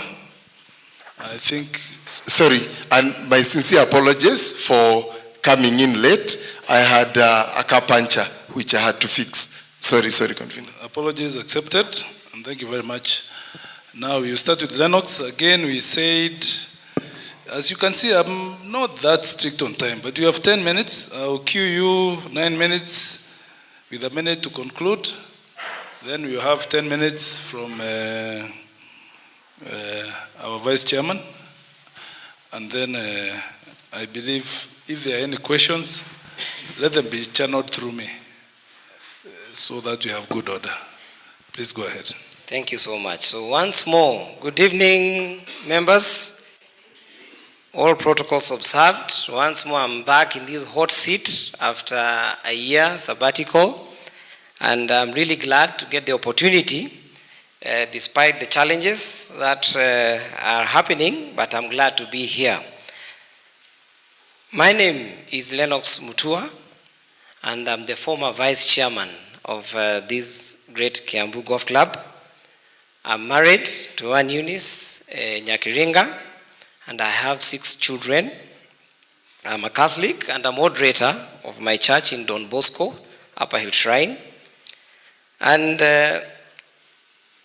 my manifesto, first of all, I'm a chartered accountant, and having worked in Scan Group Advertising and Ogilvy and Martha Advertising, 16 years later, 16 years ago, I actually moved and started my own company, Nyali Investments, where I sell shipping containers. We've been doing it for the last 16 years. I'm also the local director of an NGO that is based in the US called Foundation Builders America, and a member of the American Welding Society. My manifesto is enshrined on 6 key areas: accountability, transparency, innovation, honesty, competency, and care. I'll be able to expound on these beautiful issues as we go along. First, I would like to thank the current board that came in. This board came in with a lot of challenges on our end, and these challenges are the ones that made us exit my position as a vice chairman during my last elections. But I'm glad that they proved themselves by doing superior projects, especially what has been done, forming a council of elders that have really supported them, and they have really grown this club to a level that we really maybe did not fathom. But we're really glad we are where we are. And I'll be able to ask the way our Honorable Secretary asked, so why are you back? And I'll actually say, with the many accolades, I think why I'm back here is because of the small changes, small things that I'll be able to dwell on. And first, I'll say that the strategic plan is a very key issue.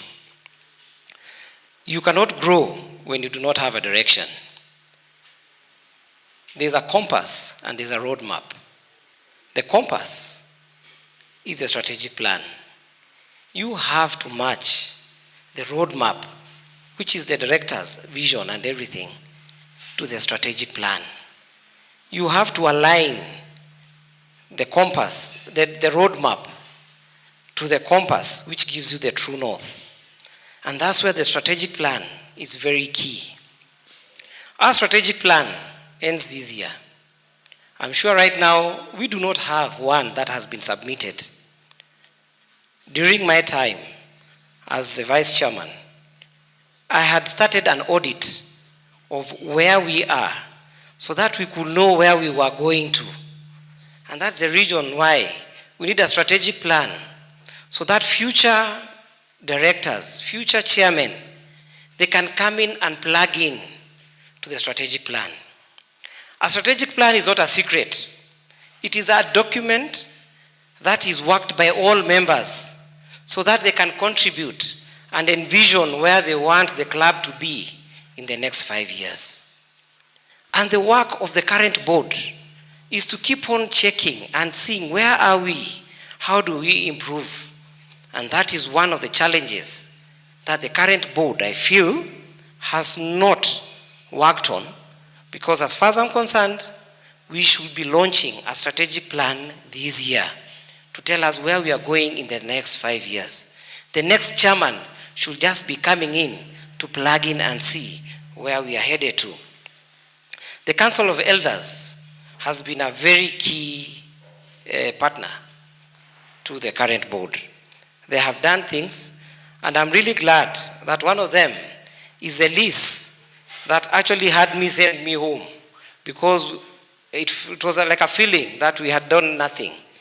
And for today, I think there's a testament that there was a path that we were following, and despite all the challenges, they came to realize that that was a true north. And that's why we say it is very key to consult wide and see how we can be able to grow. The Council of Elders, I think, has been a very big party to what has been going through. But as a club, I still feel that we need to understand the sustainability of the club vis-a-vis philanthropy. Kiambu Club has been very deep, and it's almost tradition about philanthropy.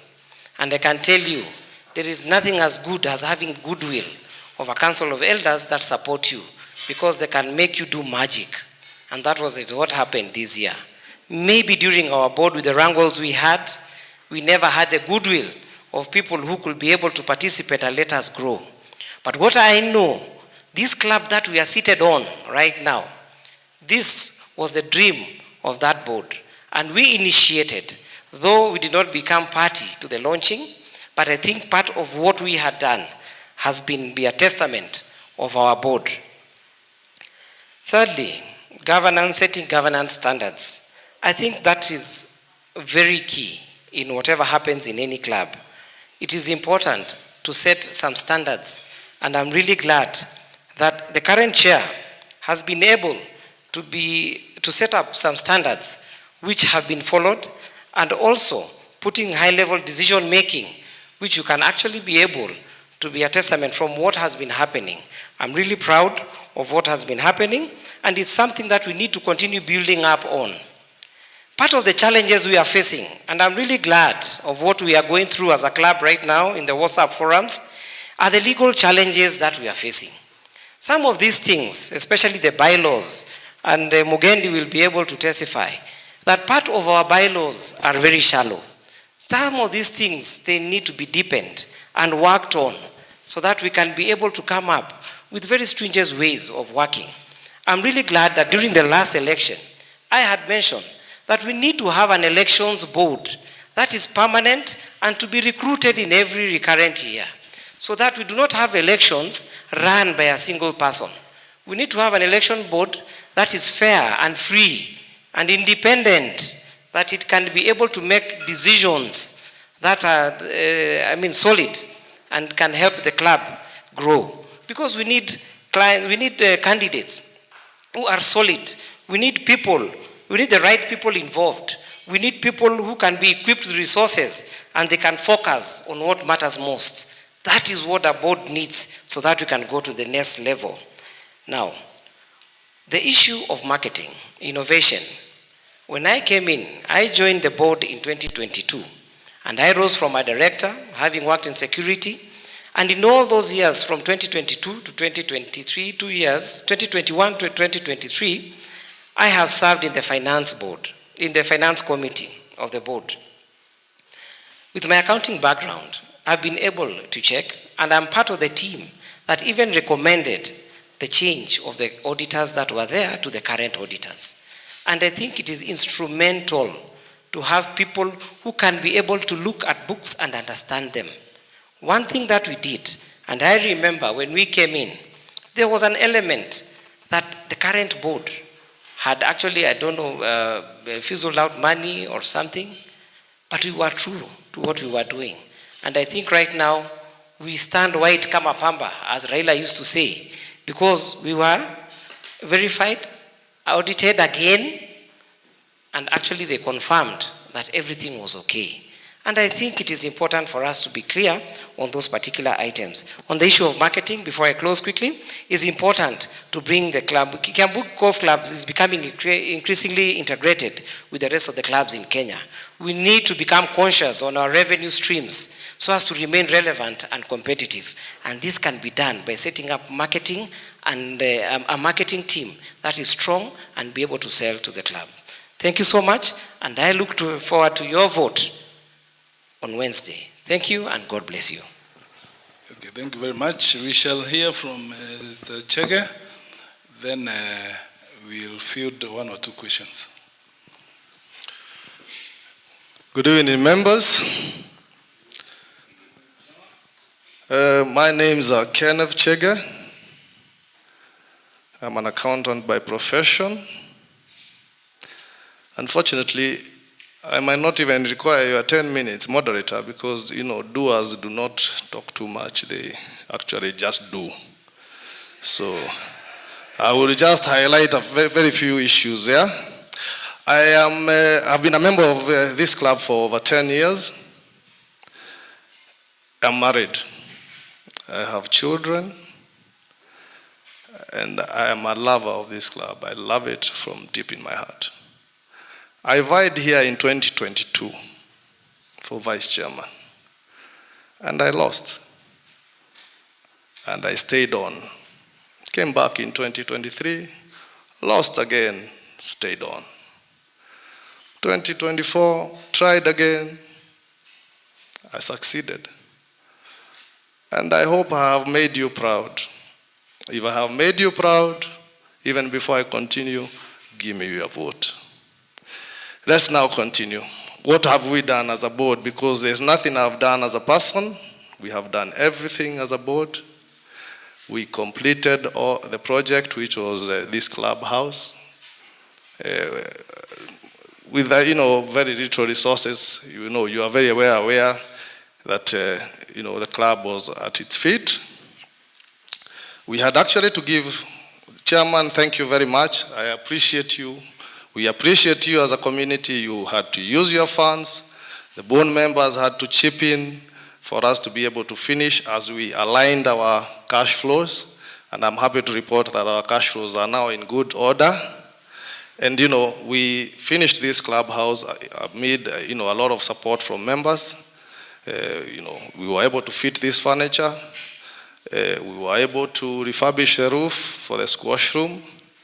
And all this is because this membership of this club is committed to improving this place, and you trusted and gave us full commitment towards that, and your finances. I also want to say that, I don't want to brag about what we've done because those things are visible, but I want to talk about the cost a bit. We were able to purchase a green mower, and we were able to even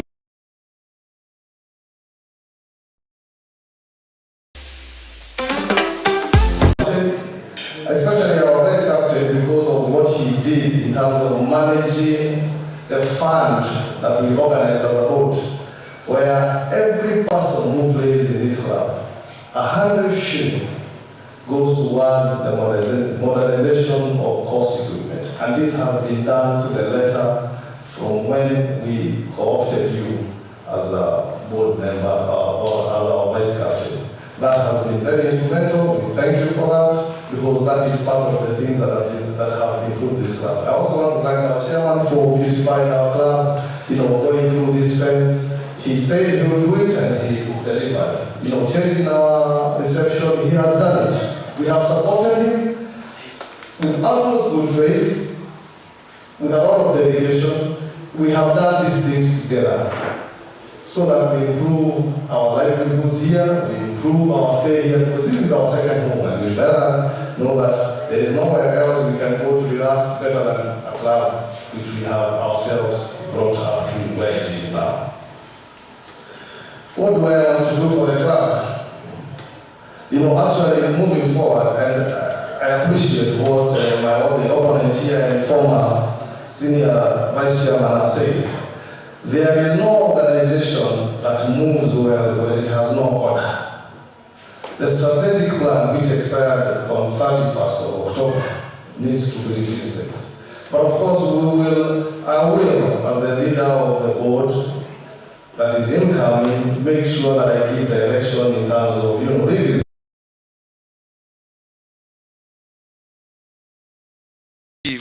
Is achieved, and then coming up with a new document where we have short-term plan, mid-term, and long-term, so that we have a document that goes into the further future.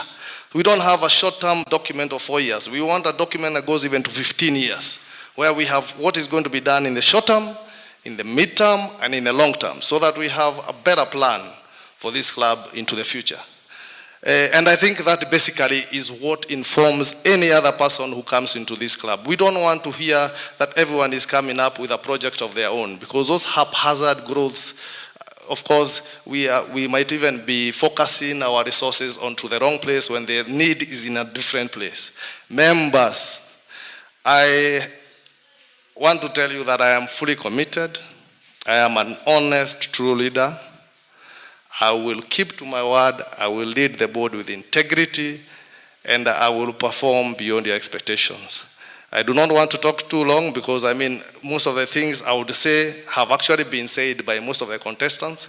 My responsibility would be to lead the board and lead it to the best of directions, and to make sure that they bring out what this club would love to have.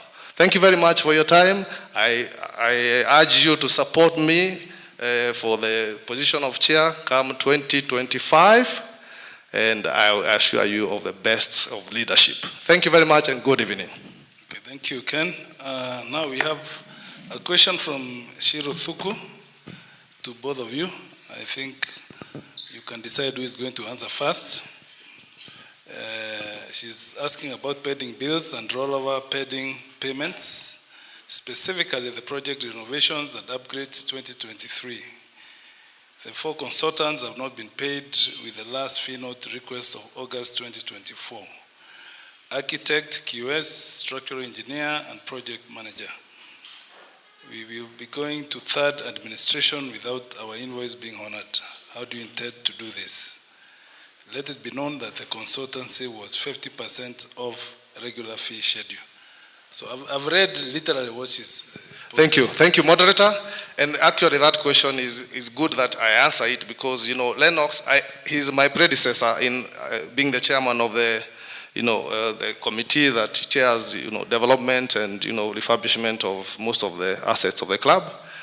I want to correct Shirothuku and tell her that the engineer has been sorted. And I think the engineer can attest to that. I can see he's sitting next to you. He has been sorted. Shiro, your check was written, but unfortunately the finances did not add up. Be assured that before Christmas you'll get something. As to the other 2 honorable members, the QS and architect, also they can attest that we have made part payment. If they are here, they can attest that that has been done, and it is our wish to finish with you in the so near future so that you also feel appreciated. You did a good job. We appreciate you. We will honor our word. We will keep our word. It's just that cash flows had issues, but we will respect. We'll keep our word. Thank you very much. I think I think you seem to have answered for both of you. The other question we have is from the Vice Captain, Mr. Victor Wanjiko, and he wants to know from Lennox that he says you've been absent from the club other than Tropical League competition, and you'd also want you to address the issue of Gov and Reggae sponsorship. That this year it did not happen in this club. All right, thank you so much. So, in my year of absence, I and a team of friends, we started Golf and Reggae, and it started like a hobby. And as a marketing team, we ended up securing contracts with some big corporates, and the corporates, we have been going around the clubs as defined by the clubs, by the corporates themselves. They are the ones who have been defining where we ought to go depending on the applications that have been received. And it's a good thing that we started the Golf and Reggae because it gave me an opportunity to be able to visit different clubs, interact with the board, interact with the management, and I think I have learned so many things that we do not do in this club that we ought to do. Some clubs have actually been paying this institution to bring reggae to themselves. And the reason has been, like Sigona, where my friend here is a member also, they have targets. And I can tell you that in last year, Sigona clinched their targets, their sales target for the year by October in the 3rd quarter. They had already reached their target. And what is the reason? First, here, do we set up targets? I don't think so. 2, how do they do it? They came and realized that when they bring the Golf and Reggae, they get some sales turnovers which are crazy. They brought us on an odd day where they were making sales of 400,000, and I can tell you they made revenues of 1.2 million on one day. I have been to Limuru and I have seen one night selling 1.8 million. We have been to Muthaiga. They have done 1.7 million. And that is a testament of how Johnny Walker, we have Jubilee Insurance, we have Tropical Brands, we have different institutions that plugged in to take advantage of the marketing platform to be able to see. But not so much as that. What is important is for the club to realize how do we make revenues from such a thing. And I think that is where the marketing department of this club needs to work on. How do we bring revenues to this club? How do we work? And what events can we put in that can bring revenues? Because as I said, revenues are the ones that are going to bring people here. Now, I have negotiated with Golf and Reggae. We were to come here, I think, last week, though it wasn't, we asked our sponsors and they refused. And I have negotiated with them. And they told me clearly that we should be here in March. That is the best time they can bring it here. And we are bound by a contract that I may not be able to change on that. So in March, I'll be coming to request the current captain to be able to bring Golf and Reggae here. Golf and Reggae is big. It brings people here. It brings numbers. And what is most important is for us to be ready and take advantage of it, have our stocks ready, and make sure we sell accordingly, because we bring numbers to the club. So that's where I have been for the whole year, and I think that sabbatical has opened my eyes and maybe become a better leader and maybe a very good chairman next. Not been achieved, so that is what first of all we should aim to achieve as even as we draft a new document. There's something I forgot to say, and now since I have the mic, I need to explain, to talk about it. As a board, we also came up with something that was not envisioned before. We decided to see whether we could make the club more attractive to the people who had left. And we, as a board, agreed that we give them certain waivers for them to come back to the club. And I am proud to announce that we have had about 50 to about 70 members come back. And in the process, we have been able to receive, as a club, up to the tune of, just a minute, we have been able to receive 2 million. In what would have been essentially been called a bad debt, we were able to recover 2,038,000.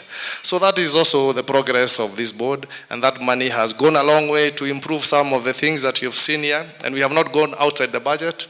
You can see you have a coffee shop. Those are the things we are doing, and of course we are still also in the strategic plan, so we will endeavor, I will endeavor as your chairman to ensure.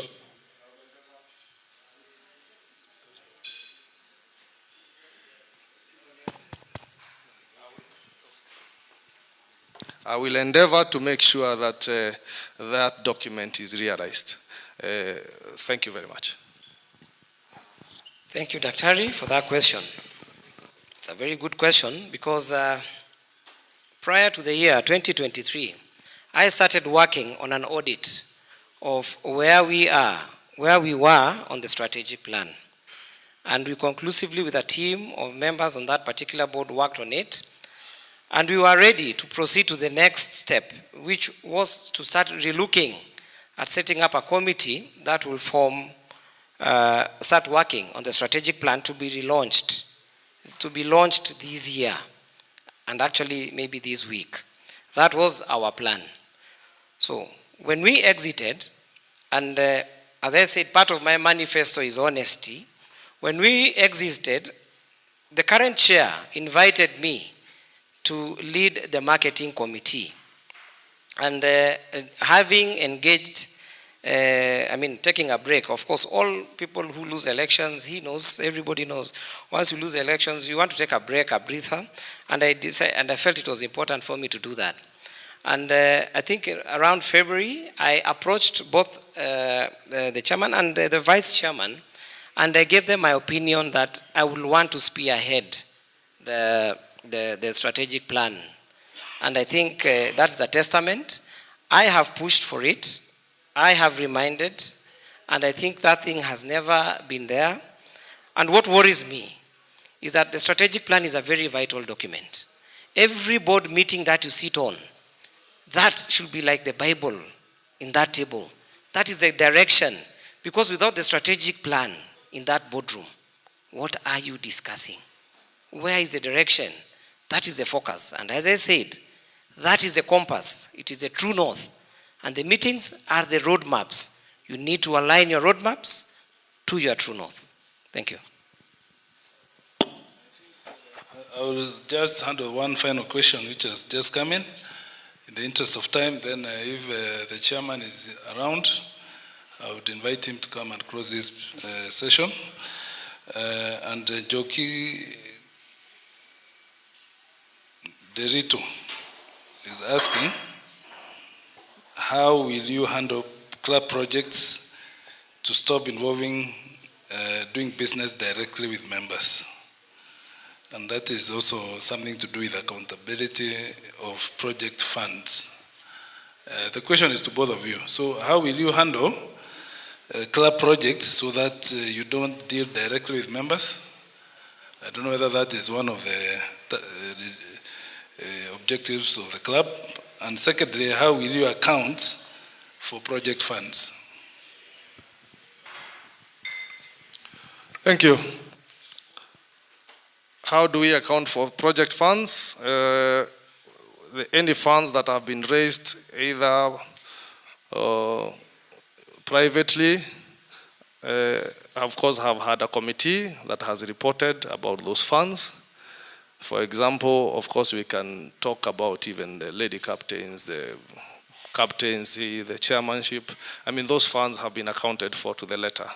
Number one. Number two, how do we move forward as a club so that we don't depend on handouts, what I would call handouts, where we have to go and beg members to assist, to keep assisting. I have just discussed one thing here, which I pointed out, saying that we have gone back to our members who were here before, and we have given them a waiver so that they can come back to the club, and we buff up our numbers. What does that translate to? It means that if we are now at about 600 active members, even with a life membership of about maybe 100, and into the future we are planning to increase it to 700, I think that's what the cost can accommodate. Meaning if we have 600 active members paying subs at the current level, it means we will have a surplus almost every month. And that, of course, will be of benefit to this club, because the club slowly will start becoming self-sufficient. We are lobbying next year to bring in different types of members. Members who we call social members. What do they come to do here? They come to patronize in the evening, swim on Saturdays. I'm sure our swimming pool still could have a good return to give this club. And those things will boost. So we are planning next year to, as my worthy opponent has said here, and I respect him as a senior vice chairman, this club is surrounded by very prestigious estates, and there are young families that live in those estates. If we can be able to entice them with a social membership, I am sure it will buff up our numbers here as a club. And we do not need to, keep, requesting members to chip in time over time. Number one. Number two, why did we go into the collection of funds that we did from members who had disappeared? Is to reduce our debt portfolio. And he can attest to it that the debt portfolio here has been quite high. And as a board, we can tell you we have reduced those debts significantly. Our suppliers are now happier, and we plan to make them even more happier into the future. So that is my plan. When I lead the board coming next year, is to make sure that we become more self-sufficient. And I have told you, like now, we have come with a plan for the course where we are keeping 100 shillings out of every game that is played on this course into a certain kitty, which is a separate, different account, a savings account at Cooperative Bank. That money is never touched for operations. It is to make sure that we are able to purchase course equipment without begging. Thank you, members. I am sure into the future that will be followed to the letter.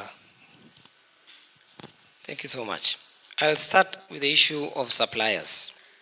The issue of suppliers has been a major headache because people are actually trading with the club. And I think in all fairness, that should not be so. 2023, early in January or February, we posted an advertisement in the newspaper Daily Nation where we did a pre-qualification of suppliers. This was supposed to be a 3-year period for suppliers to enlist them. It was a successful one. where we got over 100 and a pool of over 156 suppliers who registered and actually paid. Now, my question was, at what point did we stop using those pre-qualified suppliers who are already registered? It is a surprise to me if we are working with members instead of categorically working with pre-qualified suppliers whom we ought to be working with. That is a major area, and I think in an audit report, you will find that as a management note that needs to be taken into consideration, that these people are already not pre-qualified. On the issue of project funds, I think it is very, even in any home you are in, the first thing is to identify the project that you are doing. And that is very key. That is one area that we need to start working on. Instead of eating what we cannot chew, we need to first start identifying the projects that each year can do, that is in accordance and aligned to the strategic plan. Secondly, we need to align these projects and the funding to a budget that will be allocated and see whether it is in the budget. Every year we have a budget, even in these years, this week, you will have a budget that is given to the members. Why are we going away from the budget? That is a question. Second, thirdly, the issue is how do we fund this budget? That is a question the finance committee ought to have done in the last 1 month to see how do we fund the budget. It should not be a headache for suppliers not to be paid. It should not be a headache for people not to be paid if these amounts are budgeted for. We need to be wise in doing our budgets. I'm glad this board had the goodwill of members. I can tell you, if it wasn't for the goodwill, maybe things would have been worse. Utilize that goodwill. If that goodwill is utilized well, and with a good committee, I can tell you, you can be able to pay your suppliers well, have a good reputation outside there, have suppliers who can give you better discounts because you are paying them on time, and essentially make better profits from the sales that you are doing. Thank you. Okay, thank you very much, gentlemen. I think I would be remiss not to mention my employers, the 2024 Elections Board, chaired by Ken Mohora. The secretary, I believe, is Nancy Karano and Alvin Gakere. They approached me to moderate this debate, and it has been my privilege and honor to serve this club once again. Thank you very much. If the chairman is not in the house, Mr. Chairman, sir, please come and close this meeting.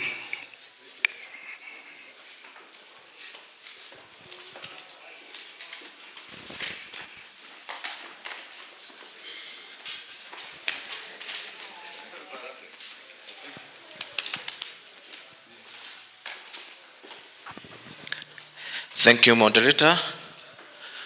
All protocols observed. Ladies and gentlemen, good evening. I'm glad that Kiambu Club is headed to the right direction. We are practicing the democracy that is expected to be practiced. Let me take this opportunity to first thank all the contestants for giving the best for the future of this club. As a chairman and the board 2024, I would wish all of you the best come Wednesday. I'm sure you've sold your agendas, you've sold your manifestos, and now it's upon the club membership to make a decision. But remember one thing, you make a long decision, you have watered down what 2024 board have done. Be fair, be firm, look at the progress of this club after 2024. As a chairman outgoing, I did my best to hold together that board. As an incoming chair, I would wish you the best.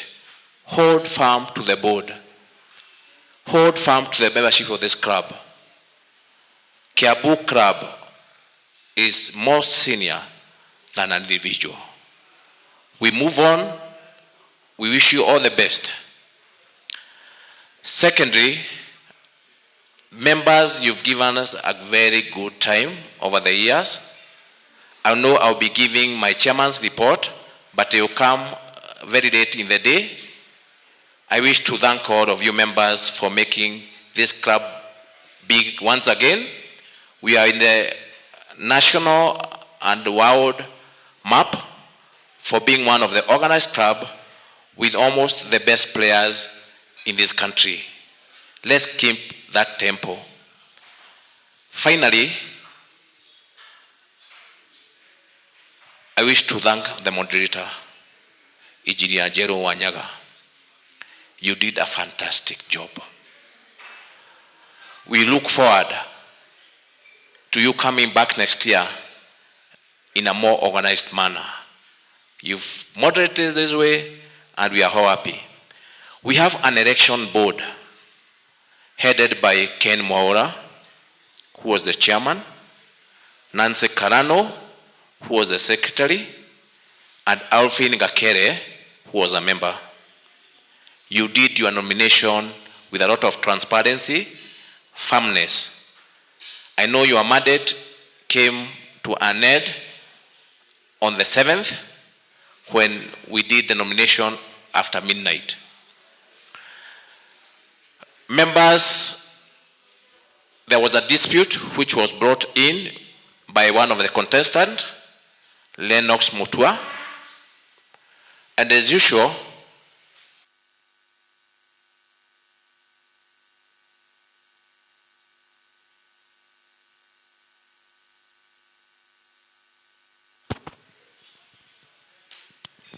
you are always presumed innocent until proven guilty.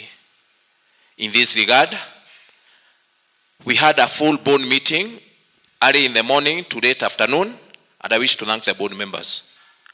We've made a firm decision as a board of this club for the goodness and continuity of the club.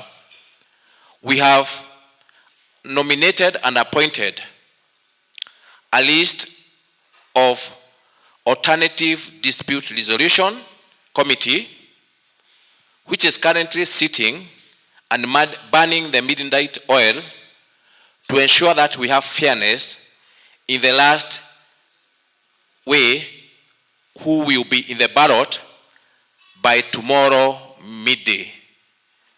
The board has taken the initiative to lead in the process, but we have contracted a company by the name CNR who will handle the elections both physically and electronically on Wednesday. So our AGM is still on course. Let me now take this opportunity. Amongst the 20 names that were floated, we got 5 names with the following in that board who are sitting. Chairman is a senior counsel, Joseph Kahari. The secretary is a senior counsel, Gasie Mwanza. We have member Getuko Jogona Getuko, member Wajiro Kalume, and member